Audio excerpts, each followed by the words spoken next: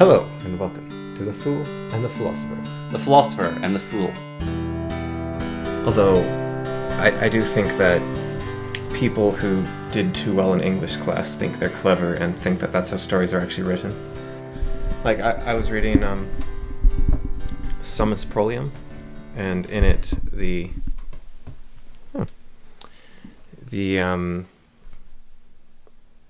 one of the characters is talking about Worm in Universe. Yeah. Because Summus Prolium is actually based on Worm.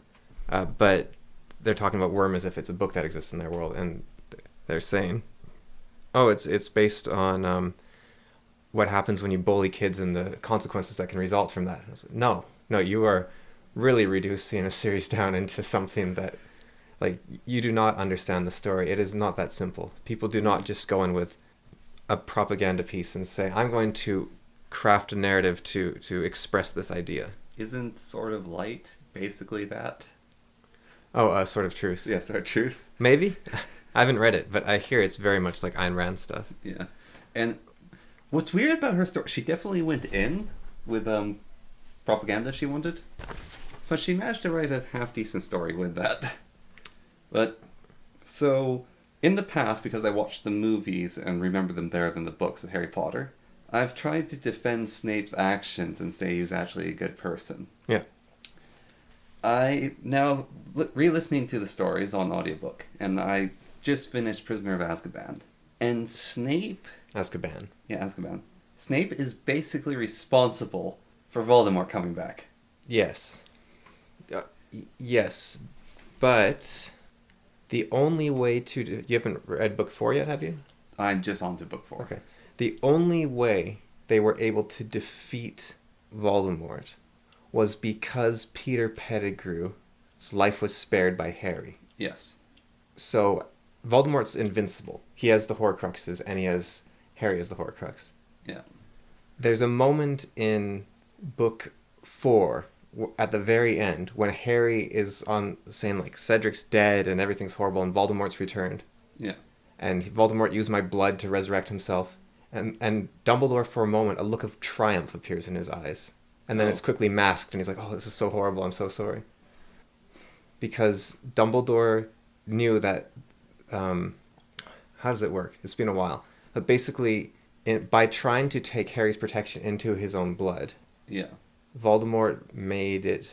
So Voldemort could touch Harry, he made it so Harry could affect him? I think so, yeah. And so then... that for some reason that was necessary to actually kill Voldemort. Okay. I can't remember now, but because Dumbledore does say when Peter escapes that he might have a part to play in. Yeah, he does say that, but I feel that so Snape, even on top of Snape's still not a good person. He's just a pawn of Dumbledore, sort of say, because his absolute hatred for Sirius Black basically kept Sirius Black a convicted man. It allowed Peter Pettigrew to escape. It made it so Remus Lupin was kicked out of the position so Barty Crouch Jr. could get into Defense of Dark Arts teacher. Like, a whole bunch of things basically happened because of Snape's petty schoolboy hatred. I don't know if it's that petty. Like, they were pretty nasty. They were pretty nasty to each other, but still, I feel like Snape should have trusted Lupin at least, because Remus Lupin had shown to be a respectable teacher to an extent, and also Dumbledore trusted Lupin, and so he should have trusted Dumbledore there. But Lupin's an HIV-infected gay man, and so he didn't feel safe around him.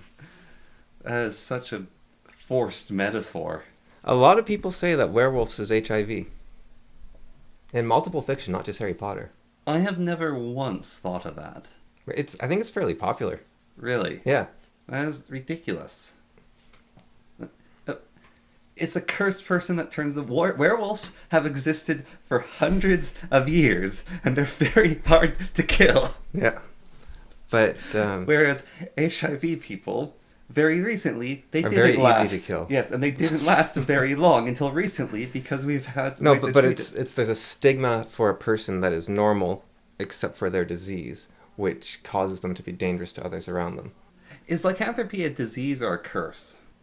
It's often treated as a transmissible thing. Yeah, it's transmissible curse. Yeah, but a curse can be a disease. Prions are diseases, bacteria, viruses. Yeah, Disease is just your eases dist. So a curse can be a form of disease. Disease used to be, for a time period, sort of giant. They used to be living beings, Yeah. like they are now, except they were one. They weren't many, and they were like giant clouds that would hang over Yeah, miasmas. entire countries. No, that was the way you could get sick. But these were like spiritual clouds that hung over entire countries, and everyone they touched was ill. Huh.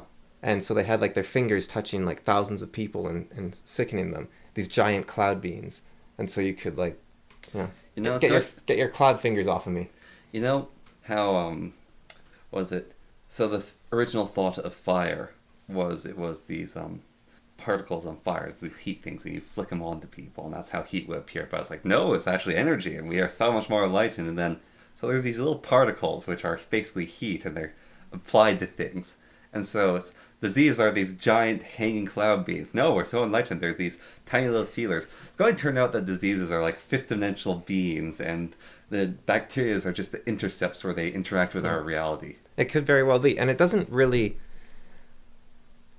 It's kind of weird what physics especially has done, but science, where we explain things, and therefore that's supposed to make them less mysterious.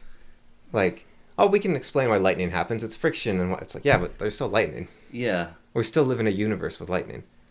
Going back to Snape. So another thing he does, which is quite bad, is in book 4. Well, also just on the thing with Remus Lupin, like, if he'd just given Remus the potion, even then it's like, oh, I'm going to catch you, but Remus, please take the potion because there is a full moon out there, and it's really bad if you become a werewolf. That's why he was looking for him. Yeah, but he didn't give it to him because he wanted to be petty towards Sirius Black and not listen. And he wanted to take both of them down. I don't think so. I think he was looking for him to give him the potion. No, he was originally, but then when he went in there... He didn't have the potion on him, did he? Was he like, nah, I don't think he talked about the potion at all. I think... He did. He said I was showing up there to bring you the potion. Yeah, but what I mean is, time was of the essence. It's not like he was like denying him the potion. It's just neither of them were really thinking about it at that moment. I suppose so. But he's responsible for Barty Crouch's death. Is he? Because Barty Crouch is dying in the woods near Victor Crumb. And Harry and Victor Crumb see Barty Crouch dying in the woods. And so Harry says to Victor, guard him and I'll run back and get someone to help. And so he runs back and Snape says, what are you doing running in the halls? And he says, I need to talk to Dumbledore. And he's like, oh, why do you think you're so special? You always go to Dumbledore. And then he says, like, Barty Crouch is dying in the woods. And like, he delays him. Yeesh. And then Victor gets knocked out and Barty Crouch gets murdered by Barty Crouch Jr. Man. Yeah, I haven't gone to that part, but I probably know about it to some extent. And then Snape also seemed to get along with Umbridge to a certain degree, which is saying something. Yeah. He's awful to Harry, even though Harry is not his father. Like, him hating Remus and Sirius makes sense. They bullied him. Remus didn't exactly, but Remus didn't do anything to help him either. Yeah. But Harry has done nothing. Yeah. And he just looks like his dad. Famous Harry Potter thinks he can get away with everything. Like, come on, Snape, you're like 30. So yeah. You should be a bit more mature. To be fair, he is only 30. Like, he's not like but still, 30 is pretty, like, you're a full-grown adult, Snape. You need to stop that. You need to stop. He's 31, 32, I guess, by book 1. Yeah. And then he, in his role as a secret agent, he doesn't seem to do anything. No. Like, I don't know if there's a single useful moment he has. Also, this is in the movie. I don't remember what happened in the book, but I saw the scene recently where why Snape was in a position to leave the castle and get killed by Voldemort. Because it's basically revealed he's a double agent, and so in the movie, McGonagall blasts him out of the castle through the front window. And that's part of the reason why he dies, is because then he's in Voldemort's camp, and Voldemort kills him. But... Sorry, what were you saying? McGonagall, not knowing that Snape was a double agent, or a triple agent, thought he was just like a spy. And so she blasted him out of the castle in the movie. Right. And that's how he ended up in Voldemort's camp, to then get killed by Voldemort. Right, and what does that mean? Well, he didn't make it easy to trust him. Right. But Voldemort can read minds. I guess, yeah. And So did he have to be super nasty to Harry so that Voldemort is even deeper than we think? No, no, I don't think so. I think that he just couldn't tell anyone about his role, Yeah. no matter what. But I really don't think he was a very useful double agent. No. Like, he didn't do anything. He didn't reveal any of the Death Eaters. He just watched as the professor of Muggle Studies was tortured to death in book 6 or 7. Yeah. Like his colleague. Mm-hmm. He didn't stop Quirrell in book 1. Well, he was trying to stop Quirrell actually a bit. But he didn't. Yeah. He made things worse in book 3. Yes. He made things worse in book 4. He's just He made things worse in book 5. In book 2 and book 3 especially, like book 1 he's kind of just nasty. Yeah. But in book 2 and book 3 he is so awful to Harry, and I hate it when he doesn't give people a chance to even defend themselves. Like, he doesn't give you a chance to stand up for yourself. It's just like, no, shut up, I don't want to hear what you're saying. I had a teacher do that to me once throughout all of my school experience, and that enraged me to such a degree of not getting to chance to defend myself. There might be a time and a place for it. I'm not sure. Because you want a hierarchy to exist in a school or as a parent to your children. And so people question your authority. The problem isn't that you made a mistake. The problem is that they're questioning it. So in military, for example, it is more important that people, most of the time, it is more important that people obey a bad order than delay to argue it, because you need to have that instantaneous movement and motion, right? Yeah. It's the same with a game of D&D, I think you could argue, that even if the DM messes up, it's more important that the game happens than the rule is played exactly right or whatever it might be. There's a certain... But it leads to Malfoy getting away with a lot of bullying. Well, the thing about authority is that you have responsibility when you're an authority figure to not abuse it. Yeah. And Snape is abusing it by playing favorites with Yeah. Slytherins. Like, if your child says, I don't want to go to bed, and you say, no, you have to go to bed right now, and they say, why? And then, now I have seen people say that because I said so is a form of abuse. But at some point, okay, so I suppose a better thing you could say, potentially, is because I know better than you. Yeah. But the kid's not going to believe that in the slightest. Yeah, that's true. And I find that more egregious, I think, potentially, claiming that you know better rather than just claiming because I'm the authority figure. Yeah. Like, you see Sargon, he always talks about how his kids have to obey him, and if they don't, then that's that. Mm-hmm. No pudding. Which I think is pretty funny, because he talks this... And this is something I think... It might extend even to a distinction between the left and the right broadly, which is Sargon has very harsh language about his kids. Like, he says, they have to do this, they have to do this, they have to obey me, they can't question me in everything because I am their father, that sort of thing.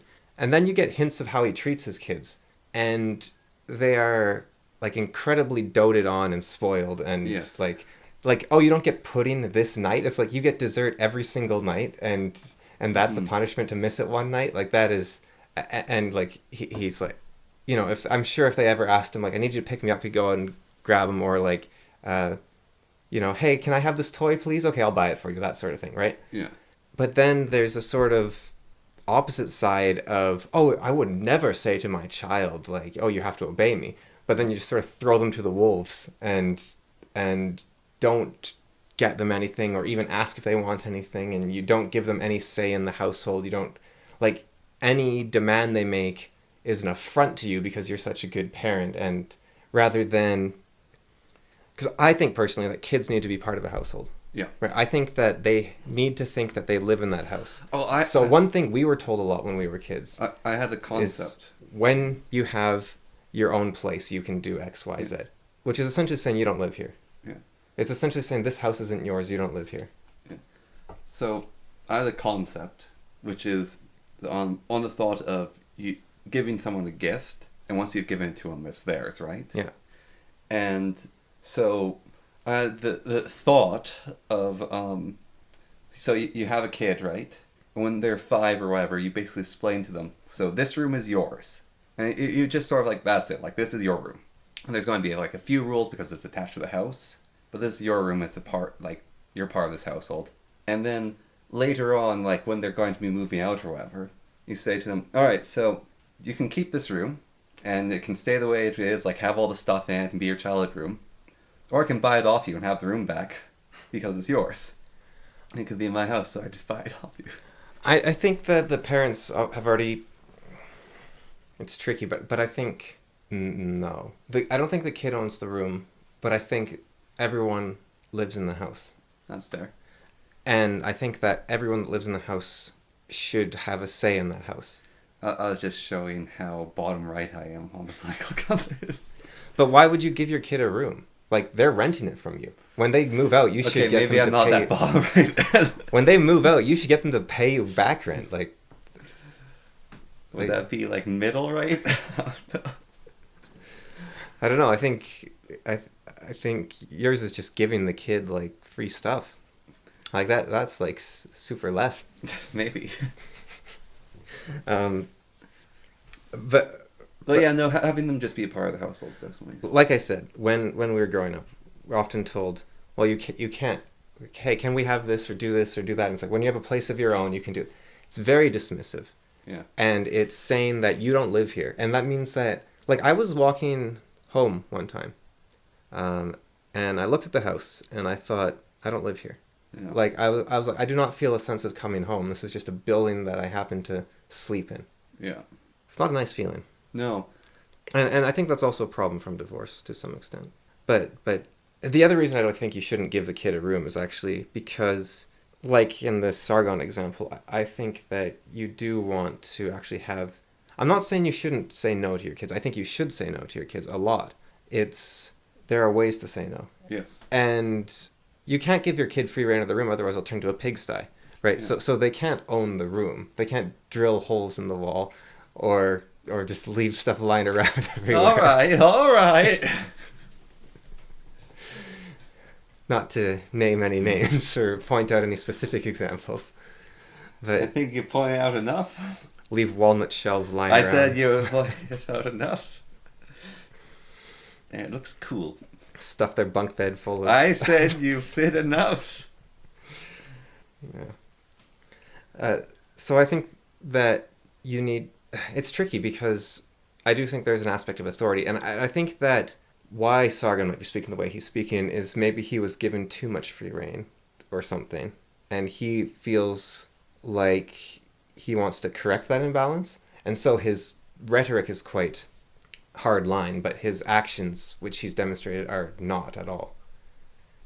Like, he lets his kids sometimes into his room when he's streaming, or he used to anyways. Yeah. So he obviously doesn't, he's not screaming at them when they come in or something. Like, you're interrupting my job, this is very important. Yeah, well, no, he even admitted one time, so they know they're not allowed in here, but they're so cute they know they can get away with it. He actually said that. So there is... I had a teacher who said... So we had to do this thing where you had to run 2 laps across a field through deep snow. Yeah. And he made all the girls go as a group, and then all the boys go as a group. And the thing was that if you were the last person to finish the laps, then you had to run 2 extra laps. Yeah. So that was the idea of, like, you will push super hard and you're going to go super hard. So the girls were going and they were screaming their heads off, like, trying to beat each other and, like, getting each other's way and that sort of thing. So what the guy... I think I've told this story to you before, but... Yeah. So what the guys did is we all linked arms and we walked across the field and then strolled our way back. And we did that without really conference. We just looked at each other and, like, linked arms and went... And he yelled at us, like, he really reamed us out. He's like, you have to try your hardest. You got into this class through... I had to turn down tons of other people, and they were willing to try hard. Now you're not willing to try hard, so now all of you have to do the extra 4 laps or whatever. And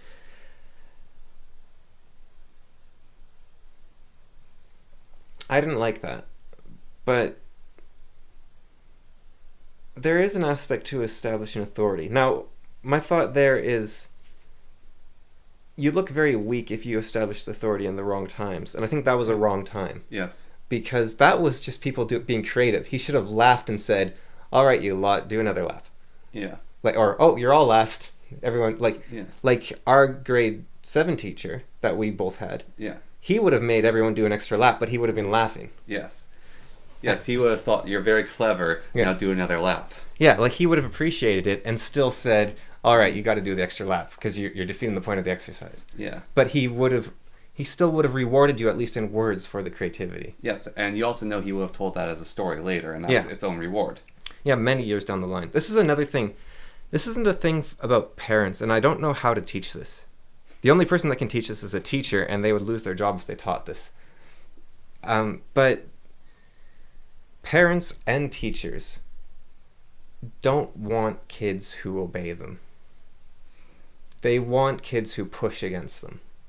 They want kids who push back. Now, there are abusive parents that actually do want, like, automatons that obey their every whim, or are their slave, or their emotional validation or something like that. But for the most part, what people actually want is someone that... Because the thing about someone who's indomitable is it actually makes everyone feel a bit safer, because they can say, that's it, go to your room, you're not having supper, and they don't feel too bad because they know the kid's just going to, like, sneak out and loudmouth them to their friends or something, like, or the kid's just, like, it's not going to actually scar their child. And so it's actually nice to see that resilience in your child, to see them pushing back. And the stories, parents and teachers always tell the stories about their problem students, never their student, oh yeah, they sat in the middle row, got good grades, never said much. Yeah. It's like you never hear a teacher talk about that. I did something incredibly smarmy to this teacher, who he had this whole thing of the Husky 100 Club. And if you could do 100 push-ups in his class, you get a t-shirt which had Husky 100 Club, and it's kind of like a big thing for you to get this t-shirt. And it was all the really small kids who could do it because they're light and could do 100 push-ups. But they're always fit people did. Anyways, he really wanted to be in the club as well. And I believe it was with your class, he made a bet with a group of students that, or it might be in grade below, but he made a bet that if he could do the 100 push-ups, they'd all have to buy him a pizza. Mm-hmm. But if he couldn't do the 100 push-ups, then he would buy them all pizza. And when he finally did the thing, he got to about 59 push-ups or something, and he couldn't go any further. And so they all laughed about it. Anyway, so I heard the story from you, I heard it from him, and he talked about it. And at the time, our dad was going out with someone who made custom t-shirts as a hobby. And so, working together with her, I designed the Husky 50 Club, which had this slightly overweight husky with a bit of a paunch to its belly and some flabby arms, and it looked a little worn down, and it was based on the Husky 100 t-shirt. So, I don't know when it was, but I presented him with that t-shirt, and he absolutely loved it, and I also got cuffed on the back of the head for giving it to him, and he always remembers, like, oh, you, like, it's a smarmy thing to do, but he loved that. Yeah, you want that. He wore that t-shirt so much it fell apart. That's how much he liked it. So I do think that, yeah, and it's not something you can really tell your kids. You can't. So it's a very tricky thing to do. Yeah. To have. I wonder if it's almost a need. Like, you can't tell your kids, but I wonder if it's almost a need of the two-parent thing. In Harry Potter, Mr. Weasley, like, he gets mad at Fran George for doing something. And he's like, if I tell your mother, yeah, and then she appears behind him and tell me what?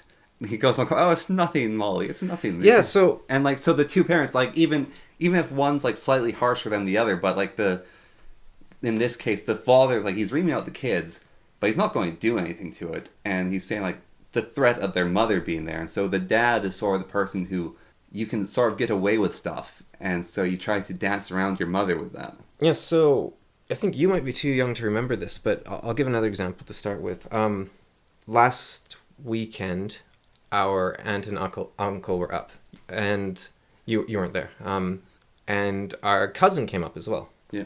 And I didn't realize, but she and I are actually very close in age. I always thought she was way older than me, but it's just when I was younger, she seemed way older. Yeah. But she's only like 3 to 6 years older than me, somewhere in there. Yeah.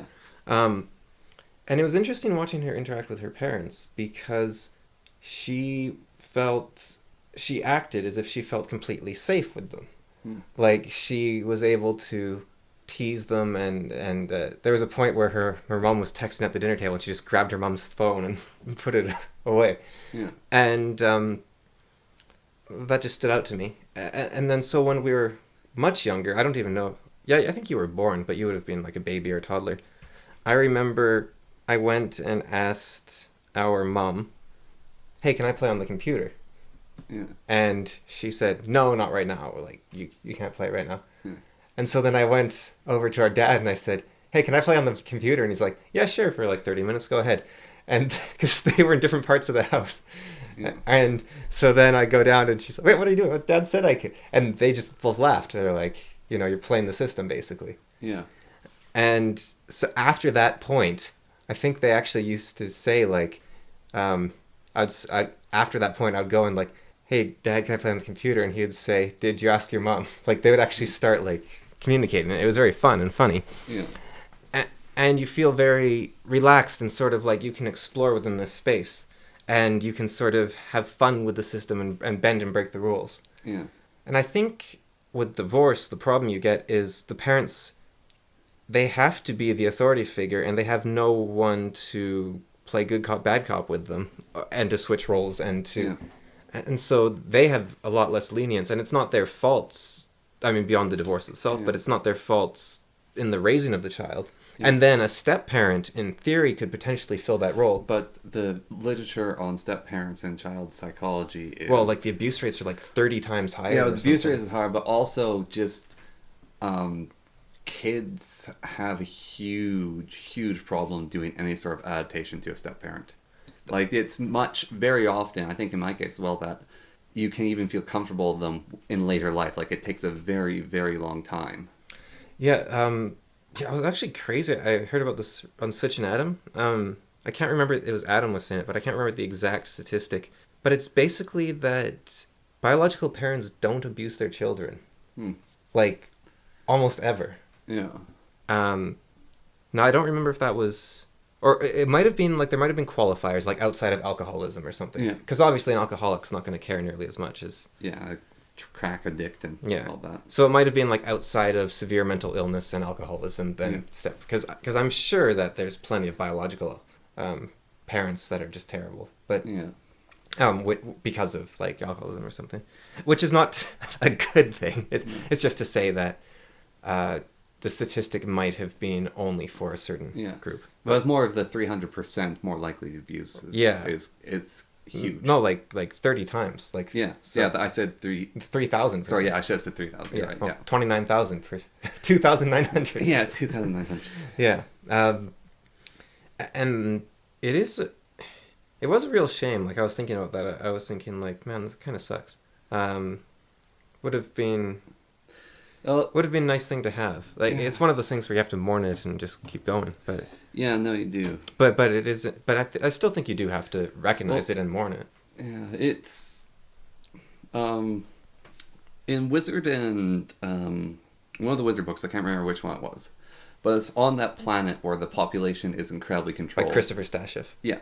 Christopher Stasheff. So the population is incredibly controlled.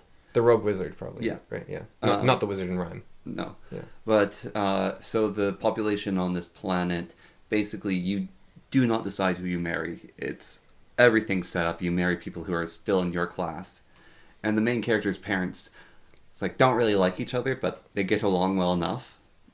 And divorce laws is a very interesting thing, because you could actually ask the Pope if you could get a divorce. Yeah. And it was very much the case of you'd go to your vicar, and, well, maybe not vicar because different religion, but you'd go to your priest, and you ask them, okay, I need to get a divorce. And he would go ask his bishop, these people need, like if he thought they needed a divorce, he'd ask the bishop, okay, these people need a divorce. And then the bishop would go, say, okay, yeah, looking at this case, all right, then the bishop would go to the Pope and say, these people need a divorce, and the Pope would go, well, probably if you think it is and all these people along the line, and then okay, I'll give the okay, and the Pope divorces the two people. Yeah. And part of that is if you don't have it out, that's not a huge amount of work. And even now, divorce is a huge amount of work, but it's way easier to do. But if you don't have that out, then you're like, okay, how do we make this work then? And I think that some people don't work together. But if you're going into something knowing that you have an out, yeah, then it's more likely that you won't work out. Like it could be that people today sometimes you're like, yeah, definitely they shouldn't have been married, but that could be they would have never gone through with it if there was an out. So a friend of mine, he's like almost 10 years older than me. He was divorced, and the reason he was divorced was his relationship wasn't what he wanted it to be while he was dating the woman, and he thought, well, marriage will fix that. And marriage didn't fix it. It just got worse because he was spending even more time with her, and so they ended up getting divorced. And I wonder if it had been like, right, this isn't quite working for me, but I don't want to make a big deal out of it, and then it's like, okay, if you're married, this is forever. Would he have been like, okay, no, it's now or never, I gotta get out? Like, would that have happened? Yeah.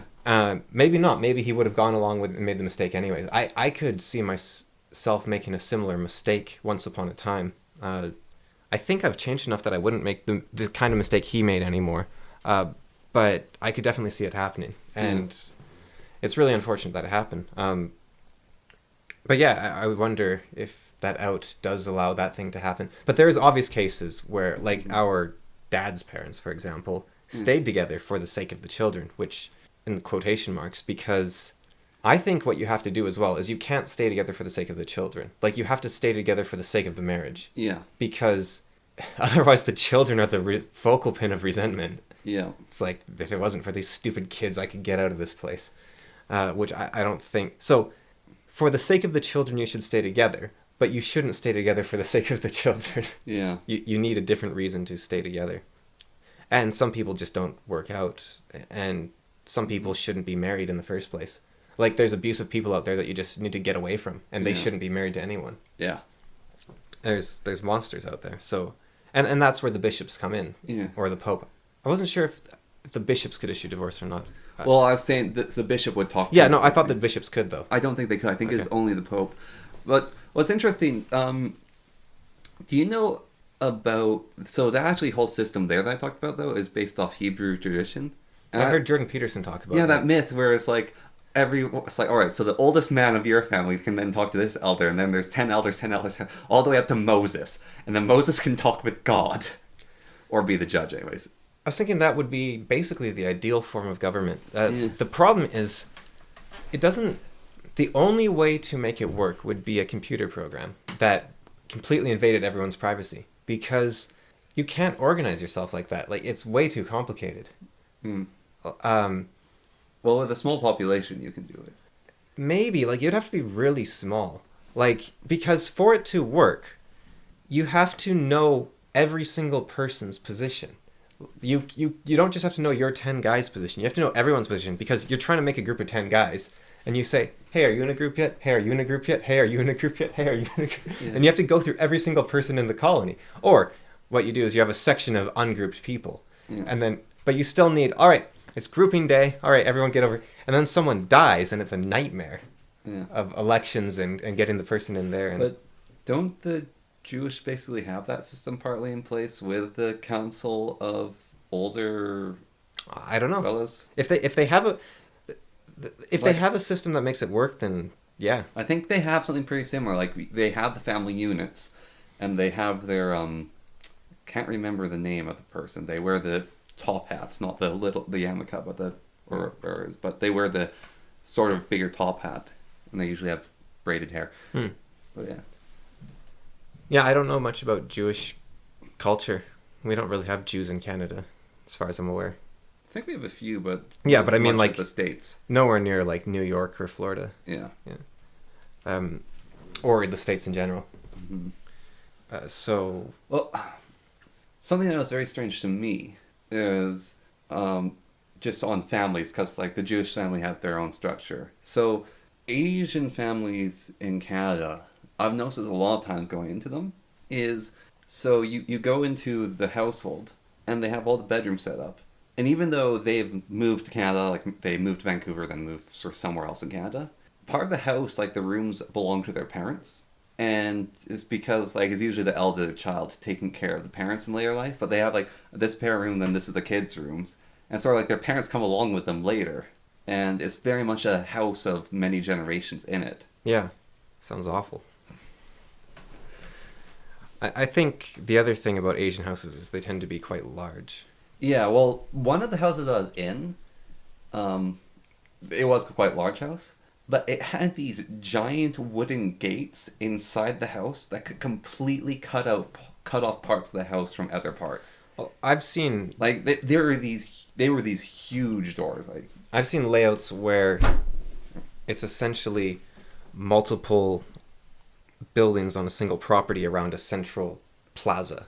yeah, So your parents' house is at the end of a wooden bridge type of thing, and your place is at the end of this wooden bridge. and you have a little drawbridge to keep your mother-in-law out. Well, I mean just like a land bridge. Yeah, I know. I was just thinking you extend it further.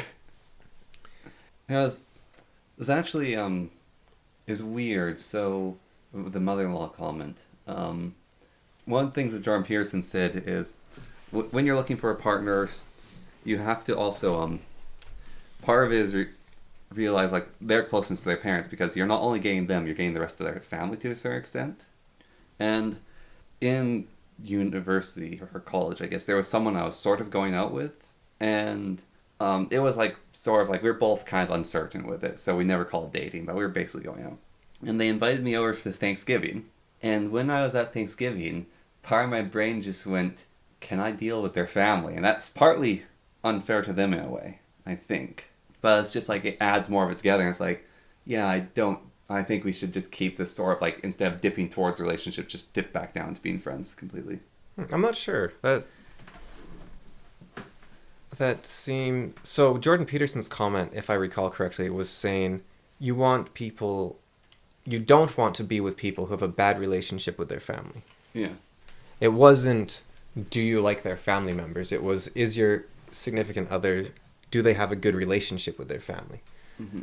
Which is a different statement. You can hate someone and still recognize that your significant other has a good relationship with them. And he also specifically excluded abusive parents. Yeah. Because if you don't have a good relationship with your abusive parent, then so what? It's like, that's not really on you. I think maybe you were looking for an excuse. I don't... Well, no, there's definitely more factors to it than that as well. And I don't want to like psychoanalyze you there. Yeah, no, there's definitely more factors to that as well, but it's sort of like them interacting with their family more than just beyond interacting with me and like seeing them. I don't know, but it definitely maybe it's just it clicked in my mind at that point. There are, yep, yeah, I don't know. I don't know the situation, so yeah, I don't really either. There are the friend that got the divorce. Actually, the thing he didn't like was the dynamic with the significant other's family. Because he didn't like how their family operated. And then he came to realize that that was the way she expected their family to operate. So there is an aspect there of occasionally, or rather, by seeing the person interact with their family, you can see a dynamic that you really don't want to enmesh yourself in. You can say, this is not a healthy way to be, and this person is that way, and I don't want to be anywhere near that. You could say something like that. Like, you don't... Like, if you don't like how the parents act with each other, that's one thing. But if you don't like how your significant other is treating their parents or being... Like, that is something that is a red flag, potentially, I think. Yeah. So on the... going back to the Harry Potter... Unless you have more to say about that. No. Going back to the Harry Potter and how things represent things. Stories often are... Art in general is very misunderstood. So one thing people will say quite often is that... video games are escapism. Yeah. Another thing you'll see is... on video games escapism, they also say movies are escapism and books are as well. But continue. I was just... Sorry. Don't want to interrupt. I did it. I mean, you have. I have, but... I should have instead seen where you're going and then added later on. And talked with that. Ugh. Right. So, on the topic of Harry Potter... there's something that people get wrong with art and media, books and video games in general. And it's things like saying that books are for escapism, video games are for escapism, movies are for escapism. But there's also the aspect where people will say that they don't like modern media, modern woke media, it's often called, because the politics in it are so blatantly upfront. They don't like the anviliciousness of it, like you've been hit by an anvil. And Abolitionist? they say that you can have politics in storytelling, but you have to layer it. You have to have depth in your storytelling. You have to obscure the message of your story. And I think this is actually completely misunderstood. So people will say, well, Lord of the Rings is a great story because it obscures the message of war is bad behind all this stuff. Or Harry Potter is a great story because it obscures the message of authority. It can become corrupt behind all this message. Behind all these stories and little side things. And that is not what depth is. Depth is not obscuring your message. Your message can be very straightforward and very clear. What you are mistaking is not someone taking a long time. So what people basically say is that a good story takes a long time to get to the point. And that isn't true. What a good story does is it doesn't give you a sanctimonious, straight up message. Instead, it actually tells you a story so you can see how things go. And that story has far more depth than anything would have, than a simple message would have otherwise. And what that depth is not depth of a hidden meaning. It's a depth of interpretation. So there's this idea of the death of the author, where an author, once they've finished their book, they no longer can say what it's about. Yeah. And I think that is absolutely true, but it's more than that. The story, what it's about, an author cannot say this is what the story is about because they don't know. They wrote the story, and it's up to the reader to determine what it's about. All the meaning of a story comes from the story, not the intent going in. And you shouldn't really have an intent going in. Stephen King talks about this, where he says that you should not add a motive to your story. You should, on the second pass, you can see motives and polish them and refine them. On the second pass, okay. But wait, no, that still doesn't work. What? Malzahn. What about, there's no forced message in there. There is no forced message, but it purveys a message so strongly beyond almost any story. Right, but I don't see what you mean. Well, Steven Erikson didn't do a second pass. Oh, he must have. Like, he says he does very little editing. That doesn't mean that he doesn't actually make it coherent. I don't think you can write, maybe he did and he's just a miracle worker, but I don't think... Yeah. I think he must have at least done a second pass just to straighten out plot holes. Yeah, no, you're right. I think a lot of times, like what Stephen King said of the second draft after the fact, it is hard to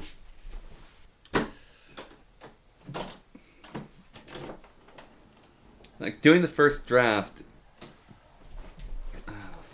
I would say, I'd be amazed, where does this come from? Because the way you write is not the way that you are in person part of the way, or... No. You used to say that I have troubles believing that this is you writing it. Yeah, I remember that, yeah. Yeah, but on top of that, because you were like, you're too dumb to be writing this. Well, it was very clever, the bits you read. But on top of that, you write a story, and the message appears inside it. Yeah, but the message isn't even the only message. Yeah. There's infinite messages from a story. Mm-hmm. It's like, I don't know if you've ever had this, you really get into something. Like Go, chess, Skyrim. I guess what I was trying to get is, I don't think you can actually write a story with trying to put a message in it. Not well. You see all these movies that are flopping because they're all terrible because they're just trying to be messages. Yeah.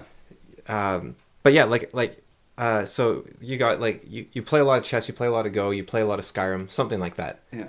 You really get into something and you start realizing that it applies to every point of your life. Yeah. You start saying that, this is just like that. This is just like in Skyrim, how you have to level up before you can... Oh, I actually had an example. It was... I think it was to do with sending an email, actually. So I needed to check my email for something. But I didn't want to get a message from anyone that wanted to get a hold of me. like my friends or parents or anyone, because I didn't want to deal with that right now. And so I've been avoiding my email for months because I just don't want to deal with those messages. Yeah. And I thought, okay, I need to do this thing. And so I thought, okay, I can do this. You've got to go into the dragon's lair, but you've got to go in prepared, right? Yeah. So I was like, okay, I go in. I'm not allowed to answer anything. It's just get the email I need, get out. Yeah. Right. Go in. There's no mess. I have like 0 emails. Yeah. Except for the one message I want. I was like, awesome. Only one. Well, there was like 170 automatic promotional emails. But besides those, it was only this. And Microsoft now sorts them, which is nice. Got the thing, got out. And then I thought to myself, this is what exposure training seems like a lot of the time, right? It's like, okay, I'm agoraphobic. I don't want to go downtown. It's like, you got to go downtown. Come on, go downtown. Nothing bad will happen. You go downtown, nothing bad happens. Like, see, nothing bad will happen. That is not how exposure training works. But that is sort of what it seems like how it works. Yeah. What it actually is you will go down there even once, not if, once it is bad, even when it is bad. You'll check those emails even when you get the messages you don't want. You'll do it anyways, and you will realize that you can handle it. Yeah. So it's not about lying to yourself and telling you, see, it's okay. It's not okay. It's bad. It's not okay. It's really, like, you go downtown, it's dangerous, it's scary, it's bad. You get those emails, they're not fun emails. It's bad. And it doesn't get easier. No. So in Skyrim, when you go into a dungeon, the dungeon's level is set to your level, and then it locks. So if you come back 20 levels later, everything is going to be 20 levels below you. So it feels like the world is essentially created for you, which is kind of a cool system. But it also means that for some weird coincidence, every dungeon you go into is appropriately leveled. Yeah. But the important lesson from that is you go in, it's equal level and you can't beat it, or it's hard, right? Yeah. And it's never going to get easier. The levels in Skyrim never go down. It's never going to get easier. But you can become stronger. And that is how exposure training works. It doesn't make you think the world is safe. It doesn't make you naive. It makes you strong and it makes you brave. And bravery is going ahead while being fully cognizant of the dangers before you. Yeah, I still really don't like pictures of spiders and gross bugs on pieces of paper, but I can pick them up and use them now. But here's the other thing about courage and that sort of thing. It has to be voluntary, right? Yeah. And what that means is you have to have an out. So there's a thing I used to do a lot. I still do to a degree, where I would, okay, let's say I don't actually really mind pictures of spiders, but let's say I do. Yeah. And I pick up a book and I open the page and my thumb's on a picture of a spider. Yeah. The courageous thing is not to say, I can handle this and just hold your thumb there, right? Yeah. That's not courage. That is a stressor. That is burning. Yeah. That's what causes burnout, actually. That's burning willpower to keep doing something. And that is how people get burnt out of video games, actually. Because they keep saying, oh, no, it's okay. I'll just play and I'll get over it. I'll play and get over it. Sometimes you have to be bored. Sometimes you have to say, okay, I'm not interested in doing anything right now. That doesn't mean I need a new game. That doesn't mean I need to play a different game. That means I need to go, lie down on the couch, stare at nothing, think about nothing, until a desire comes into my head to do something. Mm. Doesn't matter what. It might be like, oh, I want to sew. It might be, oh, I want to play a video game. It might be, I want to play the video game I was just bored of and stopped playing, but now I want to play it.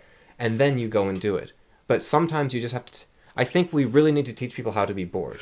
Like children, especially. Like, there's this idea that boredom has disappeared, right? Yeah. And that's what it's been replaced with is burnout, because everyone is just looking for the next stimulus, and you need more and more stronger stimulus to keep you going, because you actually really don't want to be doing what you're doing, and the only way to do that is to give yourself a even bigger dose, so big that you don't notice that sick feeling growing within you. Yeah. And every time you sleep, it resets to a degree, but you slowly burn yourself out. And so this is when people say, video games don't seem fun anymore. That's what's going on, is they just need to stop and be bored for 10 minutes. Yeah. And then video games will be fun again. And you can get like really nasty, like year-long burnout if you're, and that's where it comes from. Yeah. So when you open this book with a spider on it, you do not hold your thumb on it. What you do is go, oh, spider. You close the book, put it down, and you say, okay, I don't need to touch this book. And then you say, I'm going to be courageous. I'm going to open and put my thumb on it. Yeah. That is voluntary. staying in the situation. So there's like an annoying baby, right? They're screaming their head off, and you're sitting there, and you're just like, oh, I'm going to be so calm and amazing, right? That's burning through your willpower. That you're gonna snap. You're gonna snap. That's gonna happen. But instead, what you do is you go and you leave the building and you say, okay, And then everyone else screams as the air gets sucked out of the airplane. The pressure changes. I'm calm now. Now I can I'm up to, now you also remember it has to be voluntary. You have to give yourself an out. You have to say, okay, I'm not going back in there. It's awful. Or you and you need an out. You have to, okay, you know what? The baby's screaming in there. I'm just going to go to my friend's house, right? Or you say, okay, fine. I need to get something done in there. With courage, I will go and get this thing done despite the baby screaming its head off. That is the courage thing. Now, there are stressors. Like you said, baby on an airplane. Yeah. Sorry, I just liked imagining that whole situation you're talking about, but on an airplane. There are situations, I think, and I haven't figured this out. There are situations where willpower is to be used. Yeah, and this isn't something I've figured out nearly, like it's a very fuzzy area for me. Yeah. Because you should stand up to abuse, right? Yeah. But there are situations where you, like, there's a screaming baby on the airplane, and the only way to stand up to abuse is to throw the baby out of the airplane. Or your boss is mistreating you, and you're $10 away from starvation, and you don't have another job offer in sight. And it's like, so do you stand up and speak up for yourself against this narcissist who will fire you the instant you do anything out of line? Or do you just sit there and take it and you slowly grow angrier and angrier? It's a very hard situation, right? Yeah. And I am not clear on the answers to it. Jordan Peterson has talked about it a little bit, where he says, get yourself into a position where you can stand up for what you believe in as fast as possible. Yeah, make a plan while you're in the situation where you're using your willpower. So one thing you can do is you can say, next airplane flight, and from now on, I will have earmuffs. Yeah. So that's your plan. It's like, okay, I'm going to write down on a piece of paper. I'm going to take action so I don't forget. So you're taking action. That already helps. Yeah. It's like, okay, here's my next step so this doesn't happen again. I am going to never fly again. Or I'm going to get earmuffs and bring them on a plane. Or I'm going to go on a hunting spree and kill every baby on Earth so this never happens again. Whatever positive thing, besides the last one, moves you towards something. And so with the boss, you say, okay, I need to get a job. Even if it's a worse job, as long as it stops me from starving again. Or even then, as long as I'm only starving every once in a while, but I'm free. Like, yeah. You get into a position as quickly as possible to get out of that. Or all you do is you say, okay, I got a job on the back burner. Now I stand up to my boss, and maybe it actually works out. And the boss is like, oh, sorry, I didn't realize you thought that way about me. I mean, geez, I'm really sorry. It can happen. Yeah. But yeah, no, you were right. Throwing my baby out of the plane just really worked. You know what? I feel a lot better right now. This was a good idea. We have a new policy on AirJet. Yeah. And I'm very vague on that still. Like, it's a lot trickier. Yeah. Because you can lie to yourself so easily. Like, you can say, well, of course I can't stand up to my boss. And it's like, no, you can. Well, that's why you have to make a plan, I think, to a certain extent. Yeah. Like, when I was working in the greenhouse, there was a lot I really did like about it. But I realized very quickly, it wasn't quite the feeling that I had from other situations where I need to get out of this right now. It was more of a, this isn't going to last. Like, you can only do this for so long. And so I basically set up a very long term. It's like, do this until you can do something else. And start working towards doing something else. And I did that very quickly. Like, I was also offered the opportunity with that. Like, basically, hey, you should consider looking into this training. And so I did. I did the training incredibly slowly. Like, I could have probably done it in about 6 months. And I think I did it in a year and a half. And it's just like, yep, I'm making my way towards it, but I still need to have stuff left over to keep doing this job at the time. And so as I had the plan, I was just moving with it.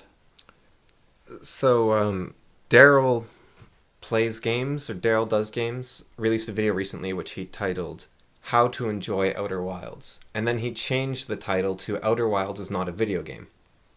And I watched the start of it, and he says there's no spoilers in this video, and that's a lie. Any footage of Outer Wilds is a spoiler. Yeah. So I wouldn't recommend watching it unless you've played at least the first, like, half of Outer Wilds, sort of. But until you've played at least 40 minutes, let's say. not the first half, because he only does like a very little bit beginning, to be fair. So once you've played like 40 minutes of Outer Wild, It's like we're committing to reading Malazan. or it's like what was that game? There's some, well, I guess like Europa Universalis. There's games out there where it's like I've only played 40 hours, so I'm not sure if I like it or not. Like, yeah, no. I'm like that with Crusader Kings, actually. Well, yeah, Europa Universalis is like, I have a friend who I think has played the game more than me now, and I used to play it longer than him, but I feel like I still have a slightly better understanding of the game than him, and he has something like 150 hours, and I think I have around 100 hours in the game. Oh, so both of you have never played it, really.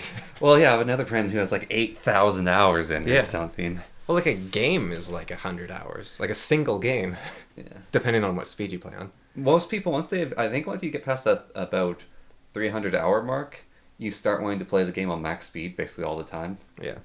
Speed 5 and pause is how a lot of people play those games. Yeah. So, his video on Outer Wilds, I'm not going to give any spoilers, I'm just going to say what he was talking about. His point was that the game doesn't offer you guidance, it doesn't have any clear goals, and it doesn't give you a bunch of power-ups and level-ups and upgrades. And that was his huge problem with it, because he didn't know how to enjoy it without the constant numbers going up, basically. And my thought on that was that for him, and anyone who agrees with him, they are horribly broken and shouldn't be playing video games. And I'm very serious about this. You are treating video games as an addiction. You are not treating them as, like, Outer Wilds is a perfectly fine video game. Yes. It is, and it is not a video game. It is a very normal video game. It just doesn't have all the extra fluff on it. You, like, for example, Skyrim has a bunch of leveling up and numbers and quests and guided, like, dotted line, go here sort of and things. getting new stuff. But that is all window dressing to the real core of engaging in the artful medium. Yeah. And if you think that window dressing is the main game, then you are playing games as like an addiction treadmill, basically. Yeah. And you shouldn't be playing games. Well, so this is slightly different. This is just design side of things. But on that note, so Elden Ring, immensely popular game. It's a Japanese game, and its UI is very Japanese to that genre of game. Yeah. Like, Breath of the Wild sort of UI. Like, it's even more minimalistic than that in a lot of ways. And a bunch of people complained about it. I don't know when this was, but Short Kind of Taco released a video on this. I've played Dark Souls, so I know how FromSoft does that. Yeah. So, but with having open world, they don't have a mini map, all that stuff, and so these people released this image. Oh yeah, the game journalist version with all the UI. Yeah, all the UI, and he's like crushing, like, I should go talk to this person, and there's the mini map, and it's like, get the new set to become the King of Winterfell. No, it's that exact same thing. FromSoft is one of the few FromSoft and Nintendo are some of the few companies that actually understand, like, Shadow of War. It's like they didn't know how to make a game, so they just stuck a bunch of icons for you to go to in it. And it's really jarring sometimes. It's like you see this cutscene with Gollum. It's like, I need to find him. It's like, okay, cool, I'll go track down Gollum. It's like, no, you have to walk over to the icon and start quest, and then it's like, why can't I just track Gollum? Like why does everything need to be initialized? It's very gamified. I actually really hate Witcher Sense. Yeah, well, at least the world is persistent in Witcher. Well, so in Might and Magic, Dark Messiah, you can press a button, which is horrible to press, which is you activate your dark vision, and it changes the color of the whole game. And so basically how they did night vision is they change contrast and make it so you can basically only see one color. Yeah. However, one of the secrets to the, I guess a slight spoiler to the game, is one of the secrets to Might and Magic? Yeah, Might and Magic. There's no spoilers for Might and Magic. Well, one of the secrets to the night vision is when you activate it and turn it off, it shows you where hidden loot is in the game. Because there's actually a lot of various different hidden items. Now, there's a ton of repeats, and if you miss a hidden item, later on in the game, you can find an exact copy of it, which is much easier. So it's just, when do you get it in the game? But I really like the night vision, because there's a lot of dark points in the game, and it's hard to see. And when you use the night vision, it's, okay, I can use this to see now, but I'd rather get to an area where there's light again. Yeah, Might and Magic is actually a game... I want to get to a point where there's light in the map again. Very similar to Dark Souls or Outer Wilds, where don't think you level up in Might and Magic. You do in You Dark Messiah. Okay. Yeah, there is a level up tree. But it's like mostly player skill, right? That the game's like you unlock new abilities and stuff. I know that. But Might and Magic, the skills make you stronger. That's for certain. Like numbers do go up. However, you don't get anything for killing enemies. right. It's if the Cyclops comes along and it says, I can kill the Cyclops or I can sneak past him, killing the Cyclops will most likely get you killed. But if you beat it, then you get a reward for it. So it definitely has that. But Might and Magic is doing that concept of the level up and gain the equipment right. Where it's... Yeah. Might and Magic is your character is getting stronger throughout the whole game, and that's integral to the plot of the game, actually, is he's getting more powerful. Yeah. Now, Thief, by that same company, you do not get stronger. You can only buy equipment which is all consumable. Yeah. You never get better equipment. And I've only played very little bit of it, and the controls are nightmarish, so I'm having a lot of trouble playing it because I'm trying to learn these controls, which are completely different. But this game starts, you're supposed to break into a mansion, and they drop you in the street, and you're given a tip-off. It's like, alright, so the front door is guarded by 2 guards. They're both pretty proficient. You can go in the back way, and there's a drunk guard there, which you can easily sneak past. Once you get inside, you want to get to the top floor, because that's where most rich people hide their treasure. I want you to steal this one thing for me, and I'll buy it off you for a good price.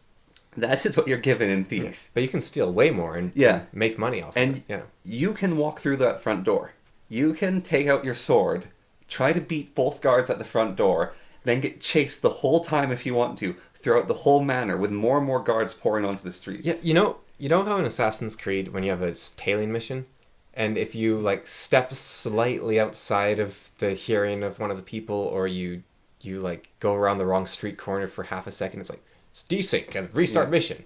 It's so hand-holding. Atomic Heart's even worse than that. Sorry, not Atomic Heart. It's the Harry Potter game that came out. So when I was watching a guy play it, he said, I don't want to go talk to this person. It's like, go talk to Professor Black, I think it was. Like, I don't want to talk to him. I want to go explore this thing.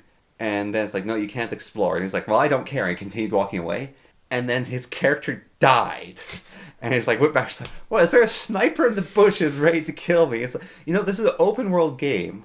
And he's walking with another one of the NPCs towards Hogsmeade. It's like his first visit to Hogsmeade. And he's like, oh, there's a really cool animal over there. I'm going to go walk over and say hello to it. So he walked away from the escort of her talking with him. Because, like, it's your first time in the magical world. Do you want to explore? It's like, return to the path with her. It's like, no, I'm not going to do it. You're going to have to kill me to make me go back to her. And his character dies. It's like, you did not follow her close enough. Playing Skyrim, I was getting really annoyed at, for example, I'd be about to go into a dungeon, right? Yeah. And there would be, I can't remember, it's like Ulfric's second in command or something. Yeah. And he's like, okay, now this is very important. You have to. And then Lydia's like, wow, I've never seen a ruin like this before. And she's closer to me, so I can't hear the guy. Yeah, and that's what Atomic Heart's problem is they have so much talking and so much story. However, if you do the slightest thing while someone's doing talk, it doesn't play over the thing you're doing. It just ends it immediately. And the huge part of Atomic Heart is, this is an interesting world. I want to hear more about it. Right, so with Skyrim, what I was going to say is, I was finding that really annoying. Yeah. But I do like that that's possible, rather than you have to do this quest in the exact right way or it doesn't happen at all. Like, even The Witcher does a way better with that. Yeah. Where you can be given, like, you have to find this werewolf now, and you can be like, well, I'm just going to go this way. And maybe the person dies. Yeah. But you can leave. Yeah. Yeah. And now The Witcher very rarely has consequences for actually ditching stuff like that, but it does occasionally. The game can break with certain quests, I do know, if you do them slightly out of order. But they actually did do a lot of preparing for you doing stuff out of order. Not nearly as much as Divinity 1, but... Yeah, so... What I'm getting at here with games that railroad you, and with Daryl Talks games about Outer Wilds, is a lot of players have a wrong idea about video games. And I'll say what the right idea about video games is in a moment. But a lot of players seem to think that without direction and without numbers going up and without unlocks... Without progress. Yeah. Well, without numerical progress. Yeah. Right, because the thing is... when you play Dark Souls, or you play Outer Wilds, or you play Skyrim, to an extent, Skyrim a bit less so, but there is a lot of progress going on, but it's not happening in the game. Yeah. It's happening in you. you are learning, you are figuring out new things, you are making new connections, you are engaging with the media. It's like how when you play a piece of music, like on the piano, let's say, you are not making the song better the more you play. You are getting more proficient at playing the song. I was just imagining you're sitting at the piano and you're like, you have certain songs you've played for a very long time. You go through one rendition and you hit the last note, and then this little thing goes up your head, like, bloop, and it's a +1. And a new page of music flips out. Maybe a new page, but I was just thinking, like, you don't even need the new page unlock. It's just, you get a little +1. It's like, what? It doesn't even apply anything. It's just a +1 appears and fades. And so a lot of players are looking at games as these checklists of in-game checklists even. Yeah. And a lot of people see... I was talking to a guy, and I was saying, I don't understand Stardew Valley. It just seems to me like a way to waste time waiting for things to grow. Like, I really don't understand in-game farming in general, actually. Yeah. I don't understand it whatsoever. And he said, well, aren't all games just time wasters? And I thought, no, not at all. There are... And so a lot of people seem to have this idea that... And they also talk about... This is something that even... reviewers I really like Never Knows Best. Yeah. He talked about this where he said, now he didn't actually say this, but he was so close to saying it, and he didn't say it the right way to show that his position was different, which I think it is. Which was, he was talking about how players will defend the Dark Souls series by saying, well, I don't want an easy mode because I want to feel a sense of accomplishment. And he said the common games journalist reply is often, you shouldn't feel a sense of accomplishment for playing a video game. And Never Knows Best said, no, you should be able to feel accomplishment for anything. If you feel accomplishment for playing this video game, go ahead, do it. And he's almost correct there. But I think, I had a better way of phrasing it before, but I think what you should say actually is that it's not so much about accomplishment of actually beating something hard in Dark Souls. It's actually a human accomplishment of perseverance. It's not that, okay, the accomplishment isn't I beat this guy in Dark Souls, right? Yeah. The accomplishment is I wanted to quit and I didn't. That is a human accomplishment that applies to all areas of your life and makes you a better person in all areas of your life. People have cured depression playing Dark Souls. I think I played Dark Souls very differently than a lot of people, if that's one of the more universal experiences of it. I'm not saying universal at all. Okay, yeah, but I played Dark Souls quite differently than that, or Elden Ring anyways. I played the game to play it my way. I went into it and I saw there are certain ways, like there's a lot of different ways to play a Dark Souls game. Like you get this item there, or you go do this, or like there's an optimal path, there's the best things to do. That's not how you play Dark Souls. No. Well, how I played it is I want to bumble around until there's no more bumbling to do.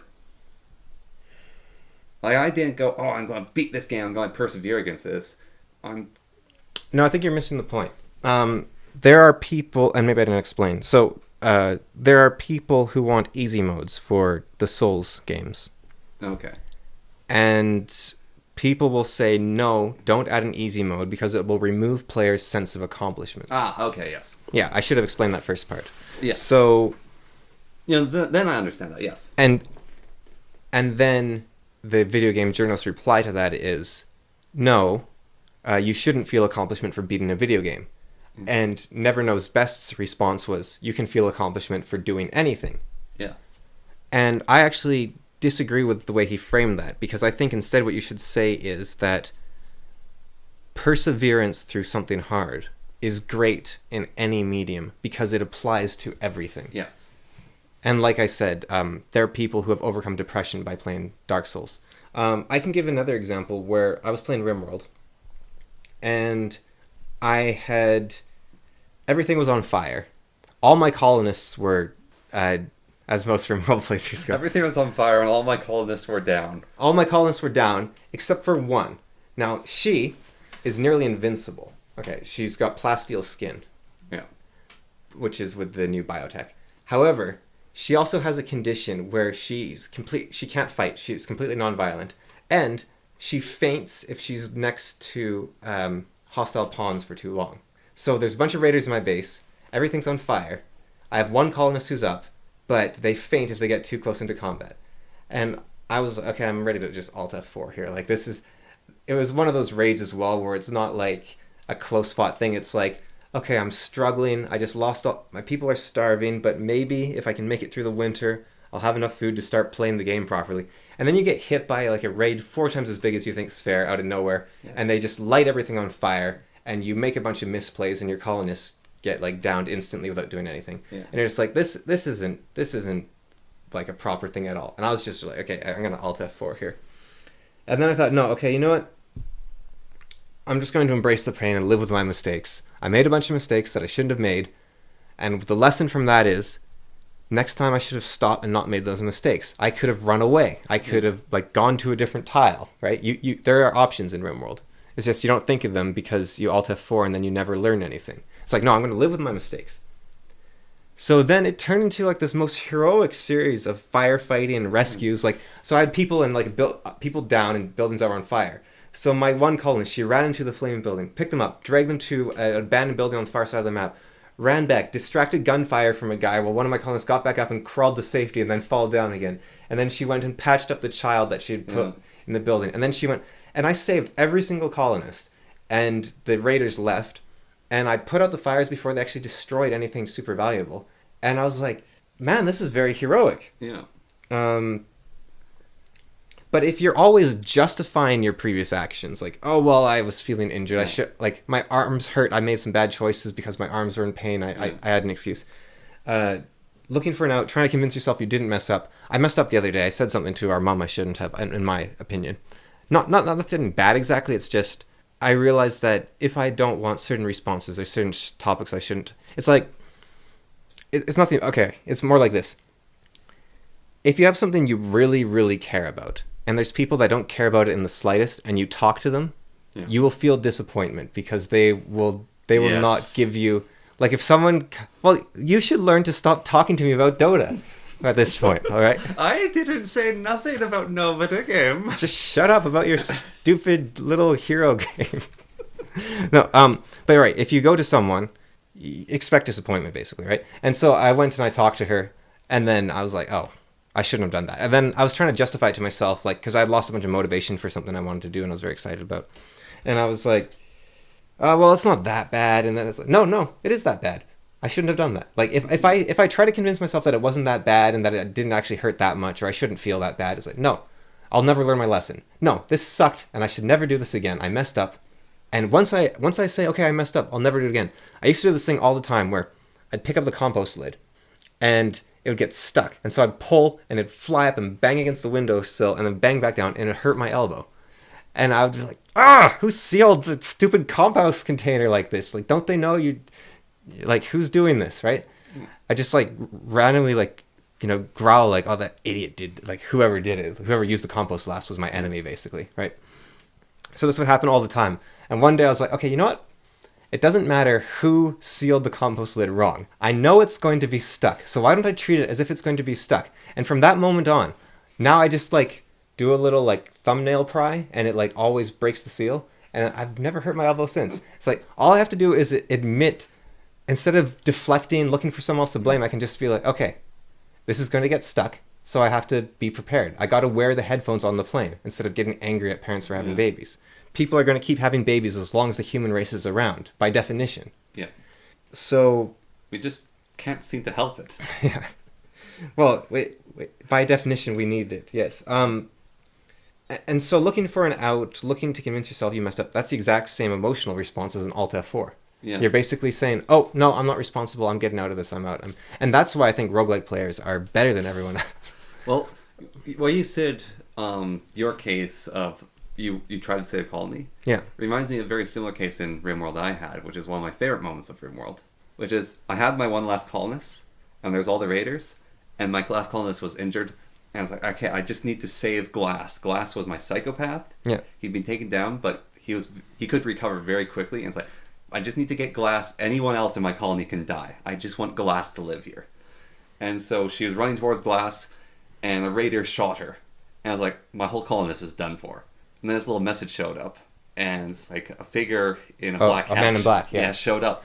And he showed up, and he was wielding a 6-shot pistol. Yeah. And there was just a group of raiders, and I looked at his stats, and his stats weren't the stats of a savior. He's just a man in black. And all the raiders were there. And I was like, okay, do I send him to try to save Glass? Or, this is kind of funny anyways, I'll just have him fight them. And so I put him on to attack with a ranged weapon. He went forward, hid behind a tree, and the raiders were all shooting at him. And every single shot missed of the raiders. It's like one of those cases. And he fired a 6-shooter, and he got 2 headshots with that. And then the raiders ran away. And then the man back walked over, picked up Glass, saved him, and everyone else in my colony was saved as well after that. And it was just this really cool moment with that. So if you admit you've made a mistake and you stick with it, it doesn't mean things will go well for you. No. But it is the only time where it's possible to have a moment of heroism. Yeah. And like Civilization 6 does this amazingly. You can only have a heroic age after a dark age. Yeah. Which I think is really cool. So, like, you never have those moments if you don't stick with it. Yeah. Otherwise, you just have, like, you just play SimCity or something. Like, or SimCity with no disasters on, even. Yeah. So... Well, Spiff, they're playing Civ again, the Civ challenge. Spiff commented on one of the videos. I talked to him recently. That was weird. Anyways. Yeah, he commented on one of the videos, how dare Duncan interrupt my playing of City Skylines. I just want to play my city builder. Because Duncan decided, I've never gone honor before. So he went pure honor and ate almost all the save states on the map. And there's this one save state that Spiff said, no, you can't take that, Duncan. If you take that, I have to fight you. And Duncan says, well, I'm going to take it. And so they had to go to war, and Duncan took it. And so the comment under that is, you interrupted my SimCity game. Yeah, so all these players look at video games wrong. They don't see the true art of perseverance, of overcoming, of heroism that is inherent to video games. And that's beyond the just plain old perfection of skill. That's why sports and music and dance and martial arts are so great. It's because a person is saying, look at me one with the medium and look what I can do. You can do this exact same thing with a fighting game or Legend of Zelda. That's why people got so mad about the Hulk game. Because there's nothing to... The game got easier as you played. It's not that your character got stronger. The enemies actually got weaker. Yeah, there's nothing to learn or overcome. That's also the problem with numbers just going up. It's like, well, you didn't actually do anything. Now, I think I've come to understand JRPGs a bit better, so maybe I can defend that slightly, but I'll keep moving on for the moment. What has happened is all these players, like Daryl does games, who talks games, who don't understand games, they are making games. And that is where you get the Ubisoft... Well, no, the Ubisoft games are what happens when a corporation says, how do we make people stay engaged for as long as possible? But you have the same idea of Yahtzee, Croshaw, from Zero Punctuation. Yeah. He talks about a game loop. Yeah. I think that's a very bad concept. It's like, oh, yeah, this is the thing that you do in the game. That's the same thing as saying this is the motive of the game. And a game can have a game loop. A game loop is like saying, like there can be a game loop, but the game loop is like saying the point of the story. Yeah. What we talked about earlier. No, it's worse than that, right? It's because a story can have a point, right? Like I can say, I think the point of Harry Potter was this. That's fine. The problem is if J.K. Rowling said, I want to write a point, and she starts with that premise and then writes Harry Potter. Yeah. And so a game can have a game loop, but that does not mean that you can say, okay, here's a game loop, now I make a game on it. You have to make a game and then say, okay, where are the loops in this game? If you want, you can look at them. Yeah, well, so Dark Messiah, to go back to that game, when I was playing the game, it's very much to me, these people wanted to make a hack and slash adventure that followed this story through these dungeons. Yeah. And this is how they did. This is how they achieved it. These are the things. And it's one of the... You know the whole thing, like, your choices matter? Dark Messiah is one of the few games that I've played that has ever done that right. Well, I think every game I like does that right. Heroes of Might and Magic, RimWorld, Divinity Original Sin. And now what you say is, well, those aren't games with branching stories, but they are. It's just the story isn't explicit. Yeah, the story is explicit in Might and Magic. Yeah. But it is so inconsequential. But even in Might and Magic, there's freedom, right? Like in Thief. Yeah. There's no branching plot exactly, but how you rob the place is its own story. You look at the reviews for Thief in the GOG store, the first Thief game, and people say, I remember playing this game, like, the feeling you get in Thief when you do your first mansion and you realize how much you can do to go about the mansion, and it's no game has captured since then. Like, a lot of the reviews are like that. Like, the thief has this idea of get into the mansion and steal this object. Yeah, just do it. And then, instead of, like, so Escapist 1 versus Escapist 2. Escapist 2 is multiplayer, which is nice. But in Escapist 1, it's, right, we're going to build a prison, like Prison Architect. Yeah, and We're putting you in a cell, here are the rules, escape. Escapist 2 is, here's the escape, then we're going to build the prison around the escape, now get out. The sad thing about Escapist 2 is it's actually, it's basically, they did Escapist 1 stuff, but it's so much easier to do the story route escapes. Yeah. Like, you can do a homemade escape in Escapist 2, but you have to purposely avoid the easy escape routes. Certain ones you can't, like the train. Yeah. You have to do their escape in the train. But it's just sad that, like, you can actually do all this really creative, clever stuff, and it's all pointless. Yeah. Because, like, it is an option, but it's just so much easier just to do a little quick dump in the shed and follow the mining trail out or something. Yeah. So an example of a game that, I think this is kind of an interesting one, that a lot of people don't understand. And also, another thing, when you were saying it's this hack and slash adventure where you're going... thought you were going to say it's a hack and slash adventure game, and I was going to interrupt you, but you didn't. Because another issue you see, genres are great for describing things, right? Yeah. It's like, okay, this is a very nice and easy way to describe something. But you shouldn't build to a genre. Yeah.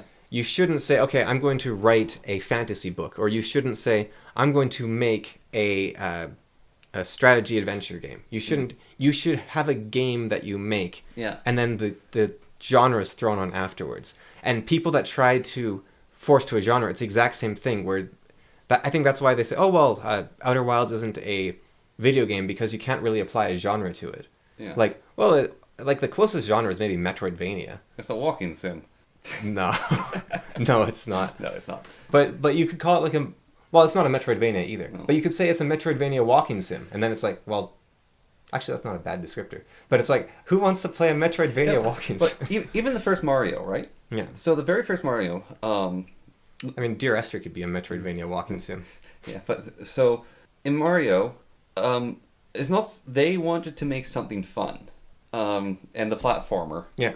turned out to be fun. Yeah. But they didn't say, let's make a platform They game. were making a game, Mhm. and they had the sprites, and they had like the thoughts, like he's going to fight turtles, and he's going to do this, and Yeah, and a lot of games still do this, right? Yeah. Like, but they're indie games. The mainstream games are all like either you get the Sony cinematic experience type thing, where it's every game, right, is plonk down a 3D model in a 3D environment and have them walk through it shooting stuff. yeah. Well, so Legend of Zelda, this is actually an amazing one, because Mario, they sort of have the 2D and the 3D games, but Legend of Zelda. So, Legend of Zelda is a hero saving a kingdom. Yeah. That is Legend of Zelda. So, the first game of Legend of Zelda is overhead down drop on... Yeah, top down. Yeah, top down. Hero saving kingdom. Now, the next two games, I think, or even next three, are that same style. No. The next game directly after that is a side scroller. Yeah, the side scroll. So, but they just did a side scroller, but the game itself isn't, oh, it's a side scroller now. It's you're saving a kingdom. And then it went along until Ocarina of Time.